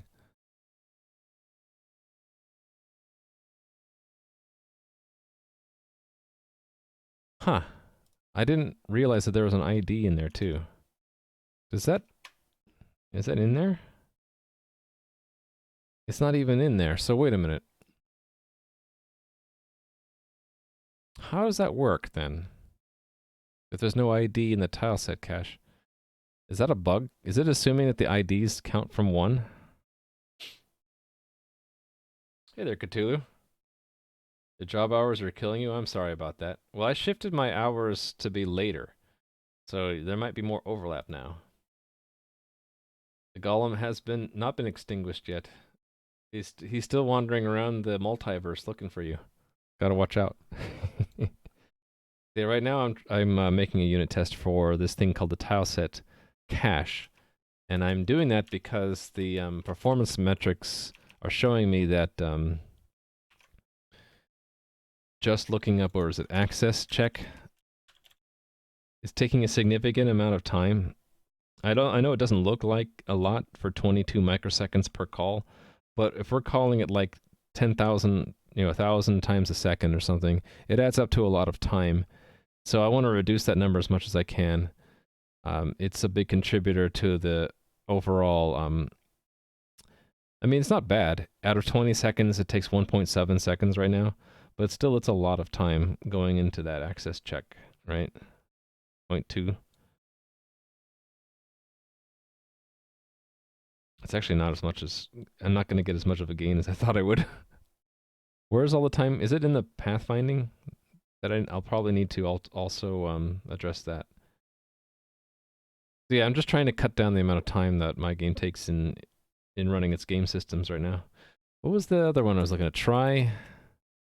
No, test. Test NPC, yeah, this one. Right, I was looking at this, it's not shown here, but that is a big contributor because before I put it into C++, most of that one's time is spent in access check. So I'm going to make access check run faster by using a tileset cache. So hopefully that number will go down. It's now this number. It's a little bit shorter because it's in C++ now, but I want that number to be lower too.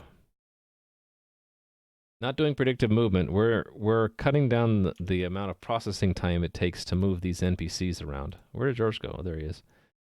Just George moving around.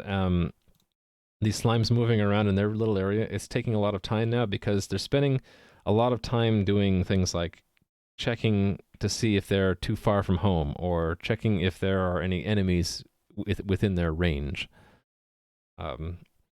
So I'm trying to cut down as much of the this waste as I can, and then I'm going to start doing stuff like caching and reduce the number of times that we do pathfinds and stuff like that.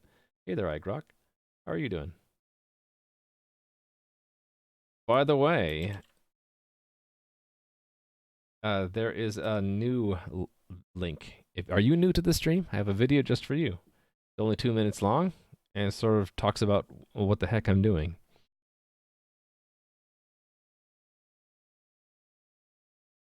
Right. Yeah, so this is the profiling numbers that you I saw me building up iGrok. So now, yeah, we're I shifted around the stuff a little bit.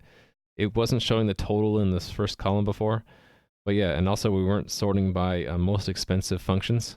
So now we are. We can see like out of 20 seconds, we ran the game systems almost 500 times, and then the predominant one in Lua is the AI system, and we can drill down, and most of it's the pathfinding.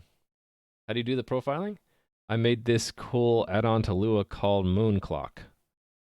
And how best to describe it?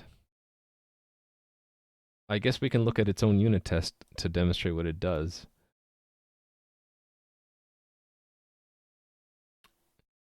Here we go. So you have two functions, foo and bar, and what Moon Clock does is it does instrumentation. So it attaches to every function a little bit of code at the front and in the end to look at a performance counter or high precision real-time counter to time how long these functions take. So you'll say, okay, start instrumenting now, and now call foo. Foo calls bar. It returns back to foo. Then we call bar again, and it returns back to foo. And then foo returns, and then we stop instrumentation. And these are all simulated, like we simulate what the stopwatch says. And it tells us all this data. So it's how many times the function was called, total amount of time, and I think I had like average, min, max or something in here. And then for every function, also what functions that function calls. So foo called one, which was called once, called bar twice for a total of 0.15 seconds. So what Moon Clock does is it finds these functions automatically.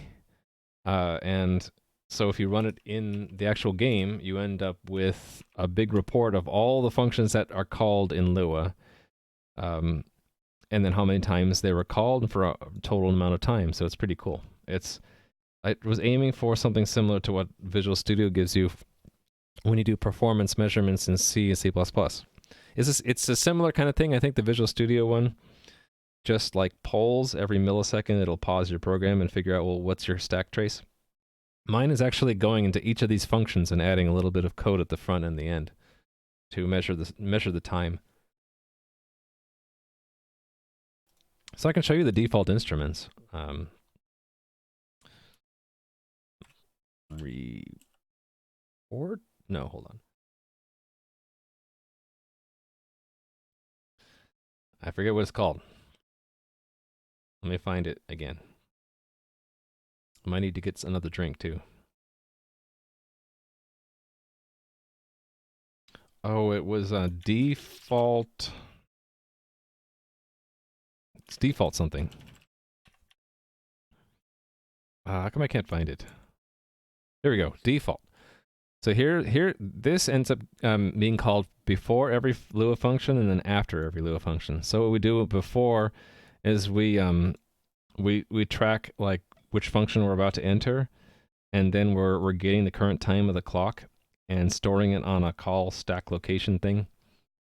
And then when the function returns, we measure the time again, and then we take the difference, and that's the total time, and then we add that to the amount of time that function took. And then we also accumulate the minimum and maximum call time, and we update the caller's call stack. So we end up tracing, basically it's a trace. Every time a function is entered or exited in Lua, we record a little bit more information. I do like doing things from scratch, but as far as I knew, there wasn't anything out there that could do this for Lua. Let me know if there is, and I can compare what I did with what they have. This is a reusable library too. It's not strictly for my game only. I set it up so that you just tell it here. Take this Lua interpreter and instrument it, and then at the end you're like, okay, give me the report, and it gives you all this data. Okay. So anyway, I was gonna add this access to this, right? Or do I want to just check this in? I should check this in as its own check-in. Yeah, and I forgot to wave to you, man cow. Hey, and TeslaRx. Can it profile itself to calculate its own overhead? Yeah, actually, that's that's the actual issue I opened up earlier. Moon clock has an issue now. Account for instrumentation overhead. Automatically measure instrumentation overhead and deduct it from other measurements. So that is issue number 1 on Moon clock. I did it a quick experiment actually. So what I did is I added, I never removed that experiment, didn't I? It was an NPC path. I added a function called does nothing, and I'm like, okay, that should be 0, right? Well, it's never 0. It ends up being 305 nanoseconds. So out of that, there are 2 things that go into that. There's the instrumentation overhead, and then the actual overhead of Lua to actually enter and exit this empty function, right? So I don't know how much goes into one of the or the other of the 2. But we could have the instrumentation just, instead of calling a do nothing, we could just have it pretend to be instrumenting something, do that 10,000 times, and then say, okay, well, all of that is definitely overhead, so subtract that number from everything. So that's what I want to do eventually. Right now, because it's only 305 nanoseconds, I just ignore the last 2 digits, and then I consider that digit here might be off by as much as 2 or 3. And so for a lot of these, it's insignificant, right? So play sound, whether it's 270, what is this? 271 microseconds or 270 microseconds? It's plus or minus 1 microsecond. It doesn't really matter, right? It's not significant. Something like this, though, the next call, it would be significant. So 470 nanoseconds, it might be as low as that minus that, right? 65. So it might be useful if you wanted to know how long the next function in Lua takes. It might be useful to know how much of that is the overhead. So yeah, I forgot to remove that. Let me do that before I check in. Yep, it's in my GitHub. Feel free to check it out. Vector tile cache. So we're providing access to the tile cache. I forgot to check that in. We'll check that in a minute. This should go into its own thing.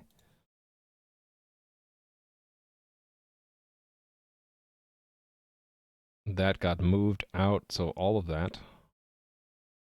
So no scripts were harmed in the making of this commit. This is just checking to make sure the tile set cache is built. All right, so test add test to make sure tile set cache is built. And then this commit is the one I forgot to do. This one is port test NPC move to entity from Lua to C++. Commit that. And that is step 3, right? Branch step 3. So I'm having branches for those steps right now just to correlate with the metrics I've been measuring. So the step 3 metrics matches the step 3 branch. And we don't really need this one. Just close that. Okay. What was I doing next? Oh, adding access to this, right? Access. Hold on. How is it in the real game? Okay, it's 1 for ground, 8. Okay, so 1 for ground. What did I do about torches?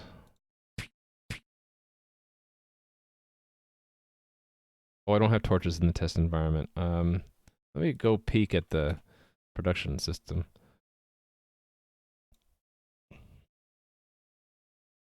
Okay, torches act like walls. Was that just a... I wonder if those matter. I should probably make it 0, right? I think that was because there was a bug. I had it set to 8.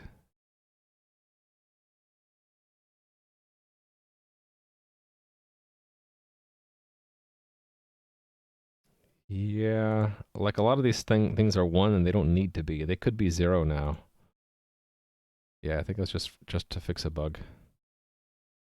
Anyway, back to the test environment. All right. So if we're saying access is 1 for ground, 8 for a wall, and maybe 0 for a torch. So then this will have 2 more things in it. There, and there is access. And 1, 8, and 0. So that won't build because that doesn't exist in the cache, so we're going to have to add it now. Int access 0.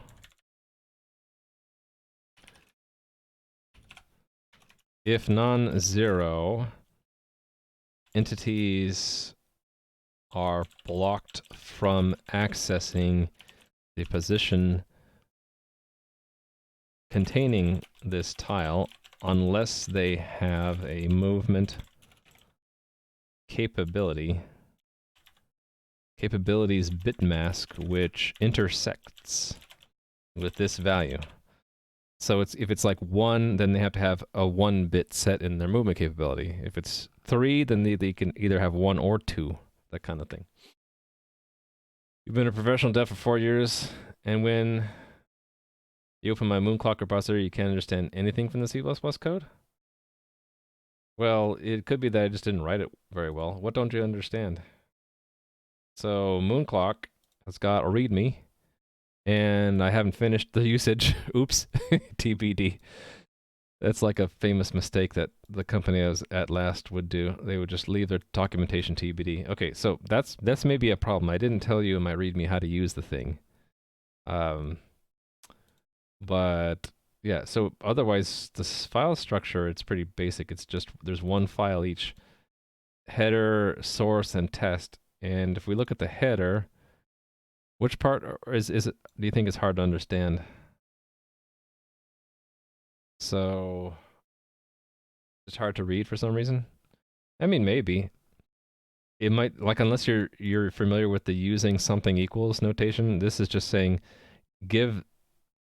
make the name path mean that. So a path is a vector of strings. An instrument is a pointer to a function that takes a Lua interpreter or context in the path, right? There's a structure called calls information, which is really just a number of calls in a total time, and then there's 2 constructors, a default one and a member-wise constructor, and then this is the equality operator, how you compare 2 calls information structures to each other. And that's what you would expect it to be, right? You would return if the number of calls is the same, and then the absolute value of the difference between the 2 times is within the epsilon. This is a little bit of trivia. When you're comparing floating point numbers, like what this is, it's a double. You can't just do equals equals because of the floating point error, right? 9 plus 1 is not exactly equal to 10, but it's within the epsilon, which is the smallest amount you can add to a double, in this case, and have it no longer be equal to what it started with. For example, find functions in composite. Okay, let's look at that. Find functions in composite Lua meta. This thing, right? It's definition. Well, this is all Lua junk, so that's why I have all these comments. When you're working with the Lua API, there are implications on what changes in Lua interpreter's stack. So you could either be pulling stuff off the stack or pushing or both. And so if you're not familiar with Lua, this stuff won't make much sense. The C++ parts of it are that we're given a Lua interpreter, 2 integers, and we're going to be updating this path. So that's why I have this notation. We're updating the Lua interpreter, perhaps. We're updating the path, but then these are 2 constants. Yeah, it's the Lua junk. So this isn't C++. It's really the Lua API.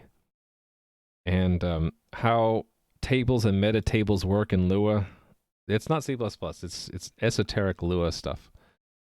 I would just do that and say, this is the function you call to search for a Lua value and to add it to a list and include, you know, the function, its parent, and the path to the function. So that's just what it does, right? And then it's used in the code that's going to instrument all of the functions in Lua. So if I look where that's used, it's called from this, and that is called from this. And actually, it's recursive. What's the outermost? I think that's it. So the tests talk about like, where's the example one? Here's the example one. Find functions in the global variables table. So push the global variables table and then call that. And what do we get back? We should get back all of the functions you can reach in Lua from the global functions table. And then here's another example of if you have, actually that's not a simple one. Here's a simple one. You have a table called foo, and foo has a table bar, and bar has a baz function, and foo also has a spam function.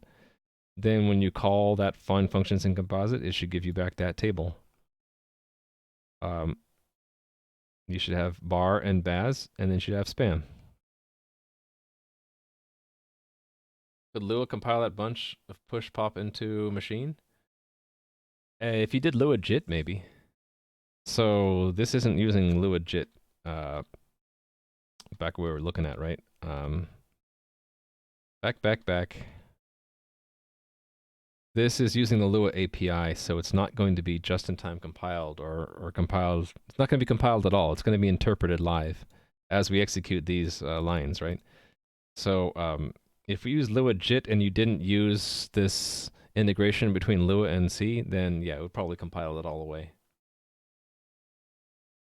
What's the good thing in server-side Lua instead of C++? I answered that earlier today. I don't mind answering it again. It's basically that I can make rapid changes to the scripts right here.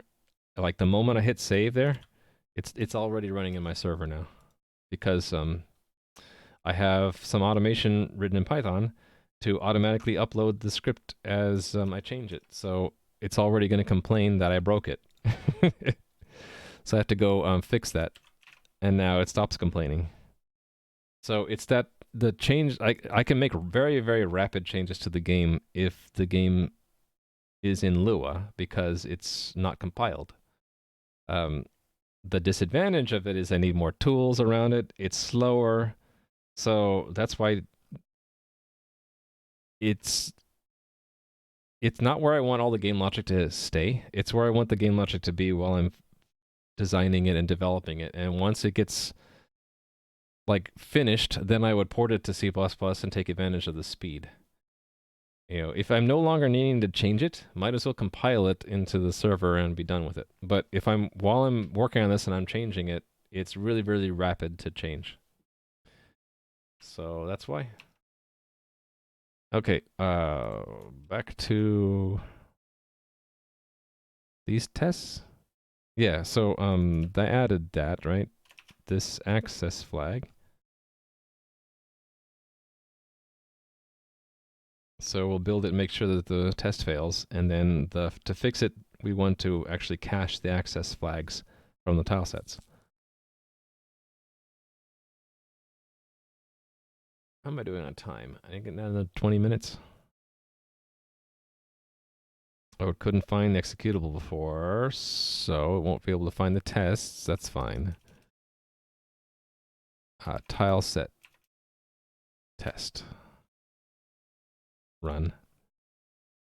And it doesn't find the access flags. That's what I expected. So we're going to go into the tile set system. So yeah, again, this tile set system, for example, used to be in Lua, I think.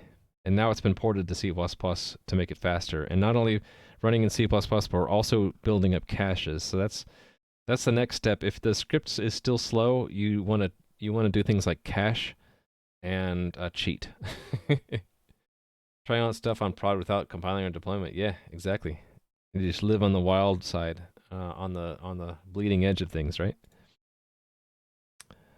Yeah, because I envision in the future what I'll be doing a lot once the engine is solidified is I'll be adding more and more specialized game mechanics. It might actually be to the point where I'm developing story content and I just leave the stuff in Lua because it's doesn't matter if it's not the fastest because it doesn't get executed every game tick. If stuff only happens when you type a string of text on the input when you're talking to an NPC, I don't need it to be compiled. I might as well just keep it in Lua, and then I can write out the story faster. Testing code on prod. I mean, that's what I'll end up be. Once the engine's stable, I'll be moving and doing the story development in the production server, right? Because why not? Then I could be doing it live while everyone's playing the game. I could be adding the story to it live. Why not? Because the stability of the game is more in the engine, not in the content. So, and a lot of the Lewis script will, in the long run, be not the mechanics of the game, but more of the story elements, like special triggers that happen in the game. Like when you search a certain spot in the game, it causes something to happen, which is very specific to that place. So it's going to be a very specific Lewis script for that. Kind of like what you have in other game engines where you have what they call scripts, right? So it would be very much story oriented and not framework oriented scripts. Okay. I think I just need to add one line. All this build up for just one line.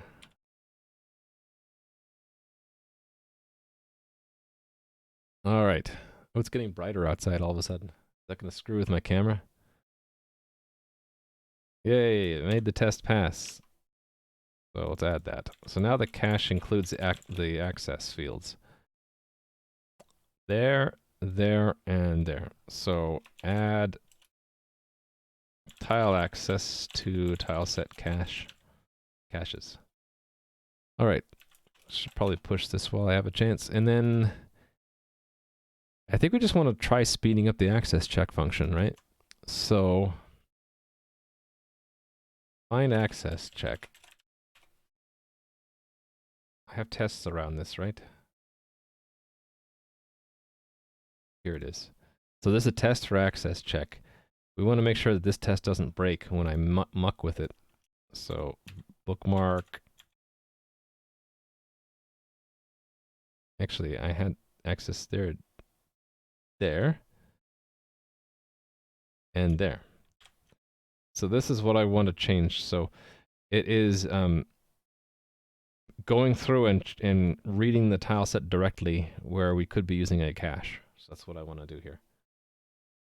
You deploy time-based events during stream for people. Exactly. And I wouldn't have to rebuild the server to do that. I just say, here's a new script, now activate it, right? I could even have one-time, one-shot events, like kill all players who are currently not inside the castle. And you see all sort of lightning everywhere and everyone dies who's not in the castle, right? Could just be a Lewis script I had prepared ahead of time. Wahaha. Can't wait to get to that point. All right, how am I going to use the tile set cache? I think it's instead of this code, all of this code, right? All of this code, so this is old. Let's just comment it out. So instead of that, it's going to be, we're going to find the entity in the tile sets cache, right? So const auto tile set cache, tile sets cache entry.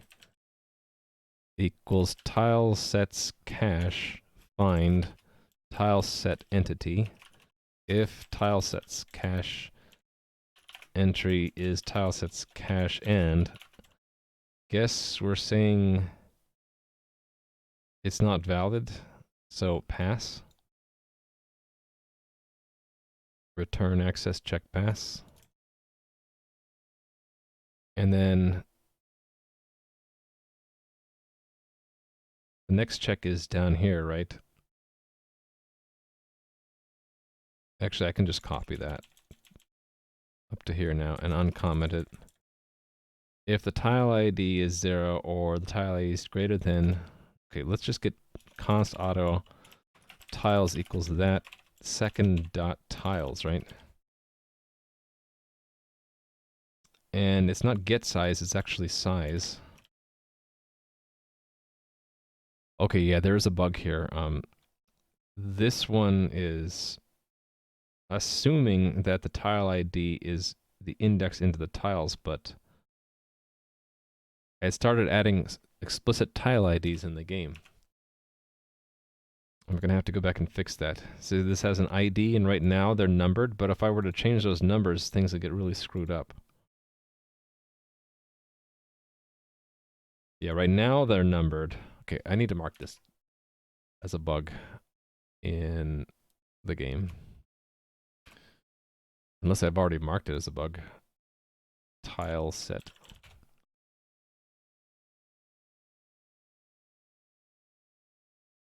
Nope. Let's add a new issue. Tile IDs are assumed to match tile indices, to match indices in tile set. There we go. So tile IDs were added to tile sets, but a lot of the code, for example, the tile set, or the access, for example, access check, assumes the tile ID can be used as an index into a tile set, rather than searching for the tile with matching ID in the tile set. So currently there's no issue because the tile IDs happen to match both in the test and production servers. However, should a tile be removed or one added with an index with an ID not matching its index, this would probably break a lot of things, to say the least. This is a bug. Submit. All right. Make sure I get into this habit of always filing it in GitHub if I don't actually do it. Omni-Arena Battle Royale win? I don't know.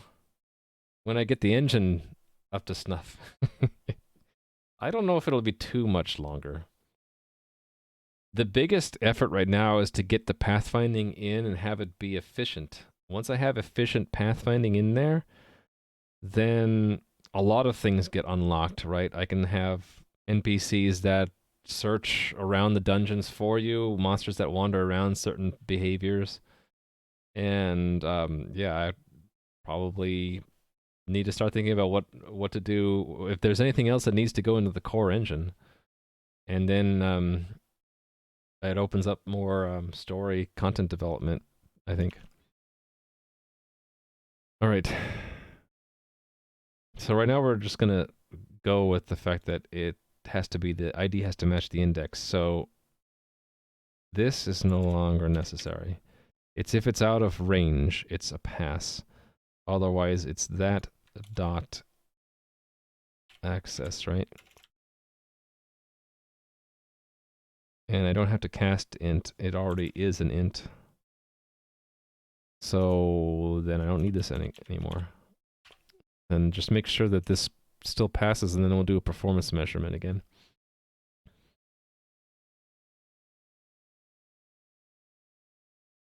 Nope, it broke it. Oh, did we didn't let it cache the tile sets. Yeah. So it's always true, right? Wait a minute. 3323. What are these numbers?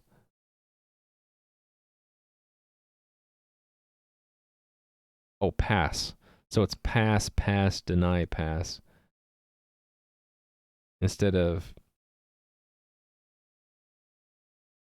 yeah, so, yeah, okay. It's because I didn't load the cache. So that has to be part of the arrange, right? We have to arrange it and then we have to tell the systems to run. How do I do that again? Probably update? No.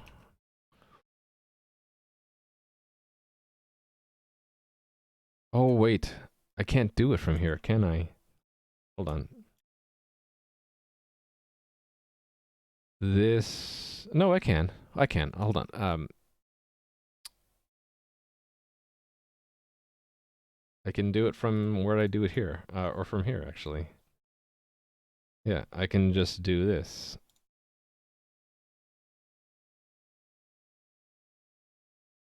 So... Wait a second.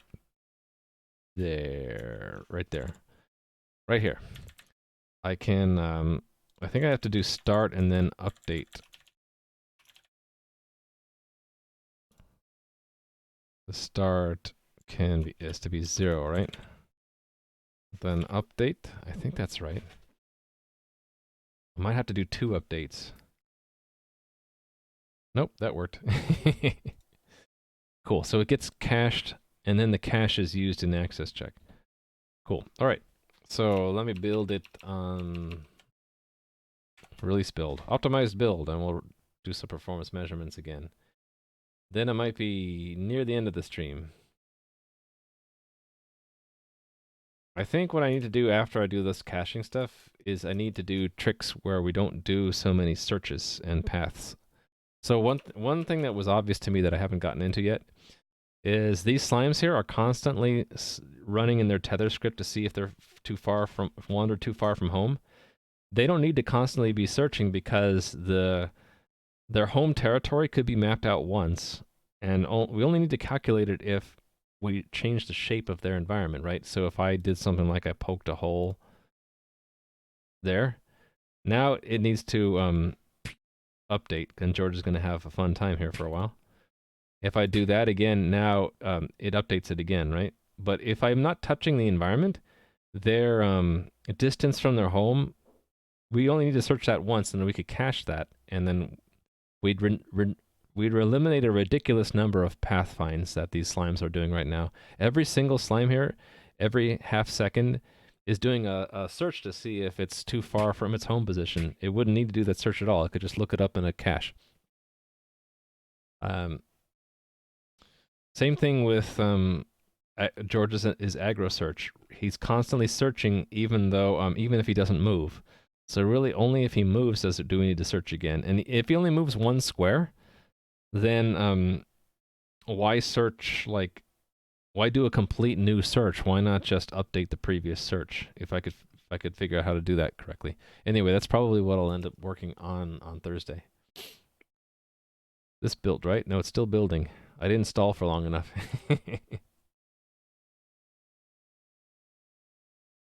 Ultimately, my target would be to get this at 5 to 10% CPU. What is that now?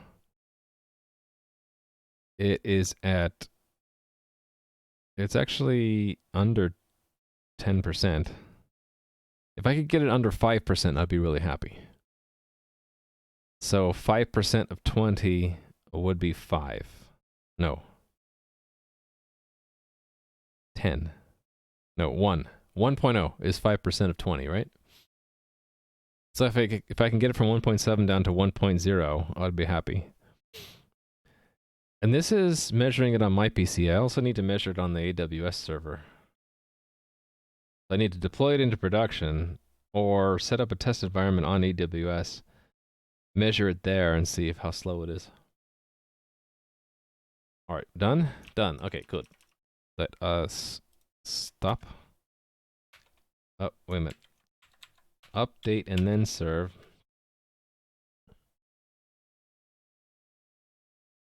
And the only difference now is that access check will leverage the tileset cache. And so I want to compare access check before and after to see if it sped it up, how much it sped it up by. Okay. We're back up and running.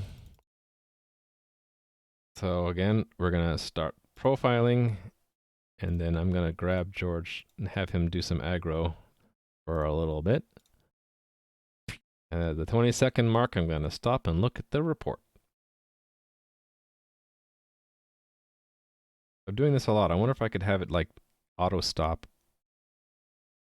I hit stop by accident a little bit too early. 19. Oh, that's close enough. I could have it like auto stop after 20. That might be an interesting thing to do. So this is step 4. And we're comparing access check. Oh my goodness. That really cut it down. 0.012?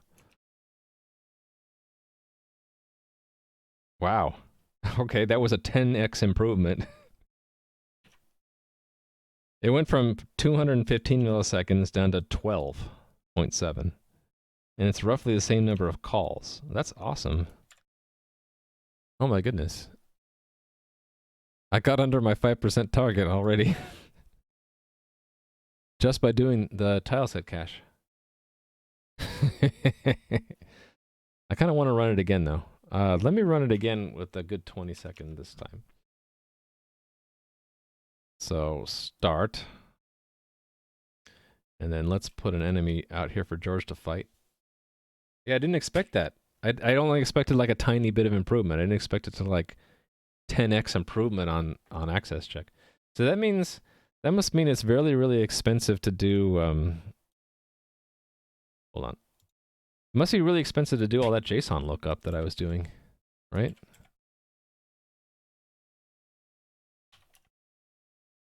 Okay, so that's a little bit more sober, right? It called it more times, but still only 30 milliseconds for 16,000. So let me look at the average. The average used to be 1.7, no, it's now 1.78 microseconds, right? It used to be 22 microseconds. So that's more than, well, it was more than 10 times slower before. 2.5% next. So ultimately, right now on a T2.micro instance, I have to have the CPU average be less than 10%. Otherwise, I burn CPU credits, and eventually the server gets throttled, and the game just runs like crap, right? So I have two options. Either aggressively optimize the game to fit under 10% always, or I bump up to the next tier in AWS and I spend more money. So right now, I spend like $10 a month running the T2.micro, so it's not too bad. So I could bump up to the next tier, I guess, and that gives me a little bit more margin. Or I kind of like the idea of doing easy things like this to I already had the cache, just had to leverage it in this function, and I got a 10x improvement on that, which is used a heck of a lot. So, I mean, even if I bump up to the next tier on AWS, I still would have wanted to do this because it was a huge waste to not do that before. All of your data is near each other in the CPU cache, most likely? Probably. Whereas before it was, can we show what it was doing before? I guess I can do that with GitLens, right? Before it was doing a lot of lookups in JSON. So right now we're looking into the cache and just fetching it out. Before it was saying, get a copy of the tile set. Actually, I wonder if that alone was a problem. It was actually getting a copy of the tile set and then looking up its tiles array and then checking if it had an access and then indexing it. So it ended up indexing it twice. Each index is a string search in a map. This was probably expensive by itself. This get entity components of type, this is making a copy of the entire tile set 20,000 times. Store the coordinates of the home and subtract slime coordinate from the home coordinate. It's the how you subtract is the problem. If the shape was a nice open field, you can just use Manhattan distance. But if it's shaped like this, you have to take into account the barriers, right? So comparing here, like comparing here to here is much larger distance than here to here because there's a barrier in the way. It has to go all the way around, right? So that, I mean, that's the problem right now in the main game right now, right? Is George is trying to get to that slime because he thinks the slime is close, whereas the slime is really far away cost-wise. So the shape of their wandering and the shape of their aggro, it needs to be molded into the places they can actually reach and around all the barriers, right? And for that, you need some kind of search or path finding. The thing I can do though is since the shape of their home area doesn't really change most of the time, it only changes if I start poking holes in things. Like that. I just poked a hole in their home area, and now their home area includes some stuff out here. These guys will start wandering out here now if George doesn't annihilate them. But we don't change the areas that often, right? We could just calculate it once and just use that pre-calculated search path or search map for any calculations that we do until or unless the area changes again. Yeah, so storing not the path, but you can think of it as like their home territory and the for every square how far away from their origin they are. So it would be like it would bleed up into here, but it would be like the highest numbers here, and it would be 0 around here somewhere. Yeah, so I think I need to do that next. What I'd also like to do to help illustrate that is the idea Toulouse had that I still wanted to do. That was back here, right? Yeah. Visual feedback through the rendering system that we could display the costs of tiles based on some context and then actually show them here.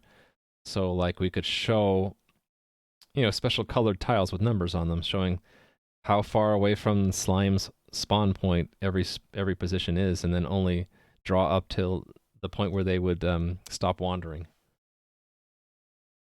And then we would see that it's constant, and so why the heck am I calculating it 6 times every half second?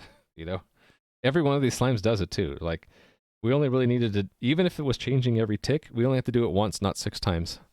So there's plenty of opportunity to save. I just have to actually go do it. Yeah, what happens if I poke a hole down here?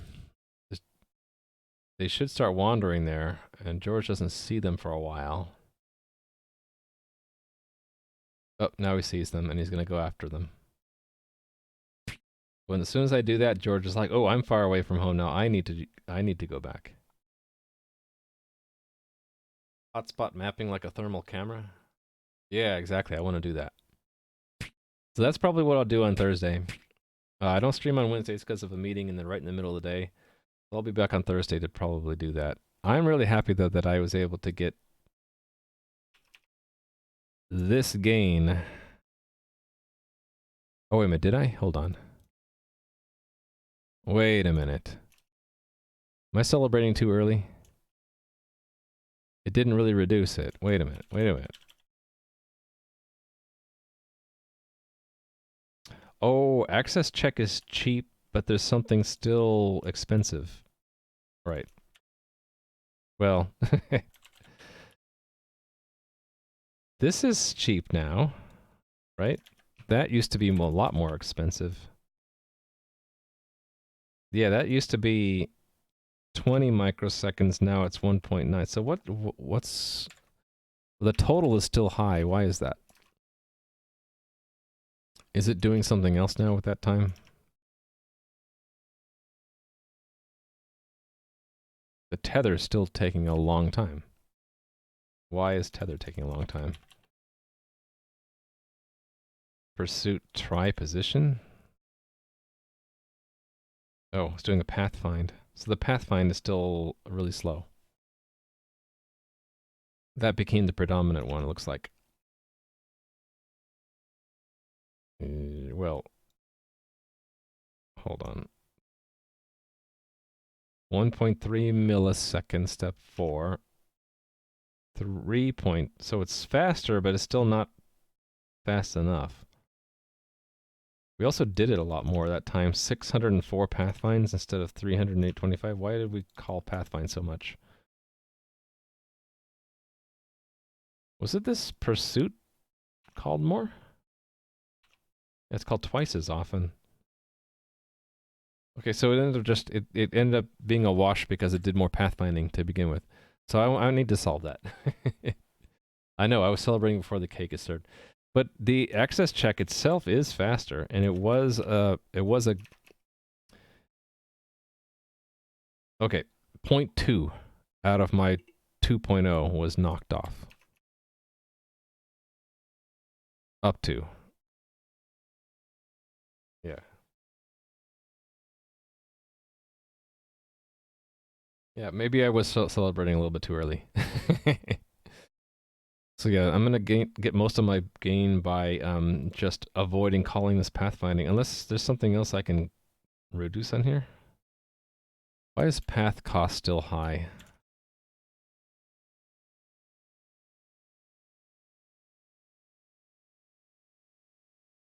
Is it just because it's called 42,000 times? If it's called once, it's not. It's only 5 microseconds. It's just that it's called so much. So if we could actually cache the results of that, that would help too. Hey there, Z Real Big Deal. I have a video just for you. What am I working for today? I was we're a little bit out of. Hold on. Go back to current task. That's the next to last current task. The last task I did today was optimize access check by using tile set cache. So I'm trying to make my game faster. That 2-minute video I just linked explains exactly what I, in general, what I do on my stream. So this is my game, and this is a test environment with some different NPCs. This is a friendly one, and these slimes are enemies. And he's there demonstrating his script. He goes around the corner and fights these slimes if they get too close to him, and then he goes back. Right. So there's a lot of pathfinding involved, and one of the many functions that's involved in the pathfinding is called access check to see if a character can step onto a tile. And I was optimizing the performance of that. It would be more reliable to script the behavior during measurement that always exactly the same happens. Yeah, so I think I'm going to end up doing that on Thursday is if nothing has changed and you've already computed a cost or a path or something, just use the previous calculation. So it's going to be a lot of caching, I think, to make it faster. See, I've been working on performance because... Hold on a sec. In 20 seconds of time elapsed, it took 1.6 seconds to do all of the game logic that's written in Lua. And the predominant amount of it was NPC logic, and the predominant amount of NPC logic was pathfinding. So I'm working on reducing the complexity and the overhead and the waste in the pathfinding. You just finished this? C++ is certainly cool. What'd you do? Raw memory access? What's this? How do can I do dark mode here? Ah, nice. What are we looking at? You misspelled convenient. No dealing with Indianness. Direct memory access.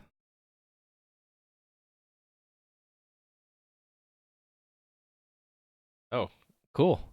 Glad you found it informative. Yeah, so if you have any questions, let me know. I'm wrapping up my stream for today, though. I usually go 4 hours. I'm trying to get back to at least 4 days a week, but it's going to be 3 days this week. So I stream today, stream Thursday and Friday. And this week is all about in improving the performance of my game scripts. My goal is to get this number under 5% of that. So that would be 1 instead of 1.677. That's what I'm working on this week. At the very bottom is the example program. Okay, let's see the example program. Oh, there's the output of the example program. Memory is new memory. Okay, so it's just raw access to a bunch of memory. And what does it do?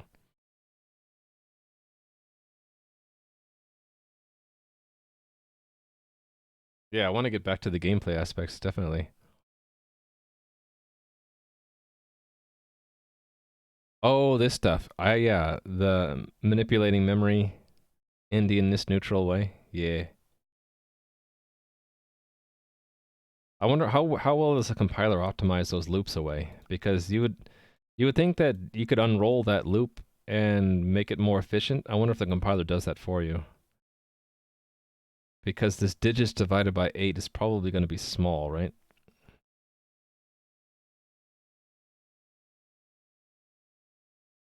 What's digits? What's the digits numeric limit? I'm not familiar with that one. Is that like the number of digits when you print it out or something? So ultimately, what is it? It's a pointer to bytes. And how did you get it?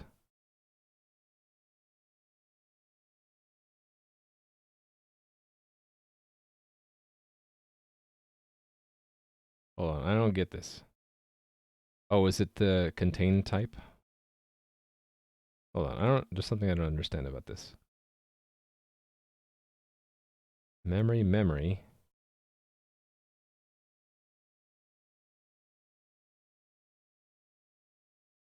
Wait.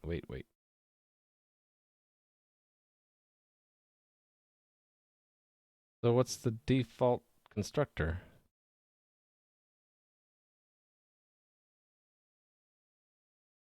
The top there's a Godbolt link. It looks good. Digits is like the number of bits. Oh, okay. Yeah, but where? Like I was looking for the memory allocation. Oh, here it is. Make unique size. Got it. So this will make. Hold on. 64 bytes, right? It's gonna take that number and then make six. It's gonna allocate memory using make unique. So got it. All right. Cool. I'm glad you had fun with that. That looks cool. That looked really informative for like teaching people how memory is organized, right? So memory U64 can store. Yeah, exactly. That's cool. All right. Any questions? Oh, you guys said tips at getting better at programming, learning React. You know what I did to learn React? React.js. I found their tutorial pretty good. I just went through, where was it? The step-by-step guide. I thought this was pretty good.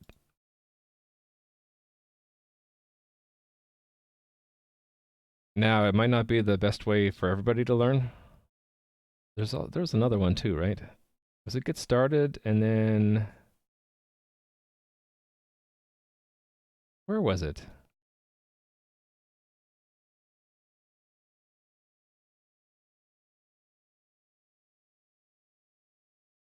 Oh, maybe this was it.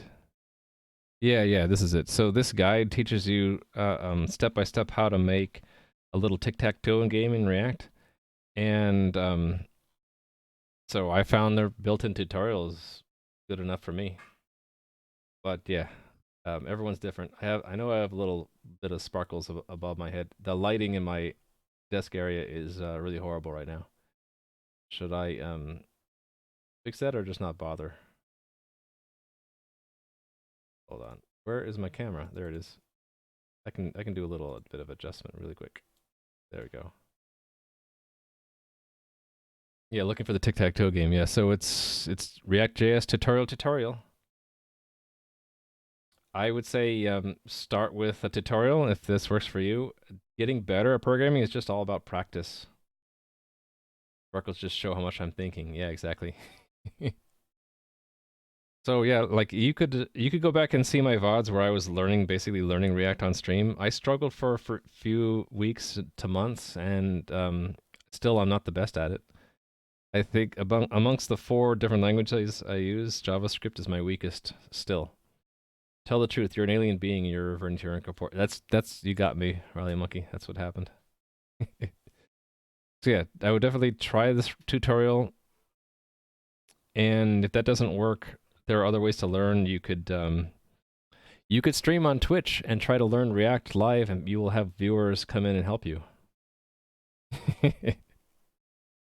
All right, I'm having too much fun. I gotta go eat something now.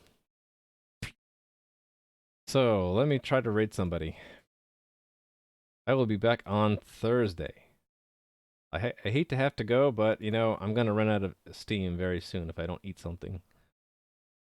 And then I got chores and stuff. Ooh, who's Mikey? I don't know a Mikey. Should I? I should just rate someone random in science and tech, shouldn't I? How do I do that? Categories, science and technology. Find someone with like a low number of views who I've never heard of before who's doing something interesting. Oh, Mike in Principal?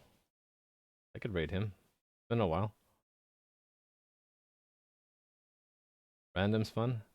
I get kind of uncomfortable about rating someone random because it could go very badly, right?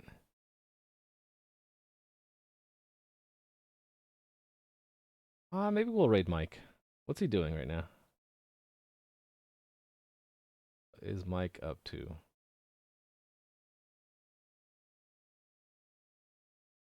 I don't even see him on my list. Let me go back.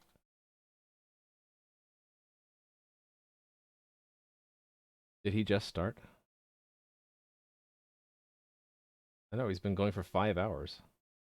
He's doing level design. Okay, so Mike in Principle is a game dev who made this game called Thrusty Ship. I think it's a pretty cool game. Not many people know about it because it's hard to market games these days and get noticed. But if you haven't seen it, check it out. See if you like it. He's working on level design for new levels in his game. So we're gonna go rate him. There you go. So his game is written in Unity, and it is kind of a difficult game. It's like a twitchy platformer kind of game. All right, let's go rate him, and I will be back on Thursday. Everybody, take care. Have a great day. Bye.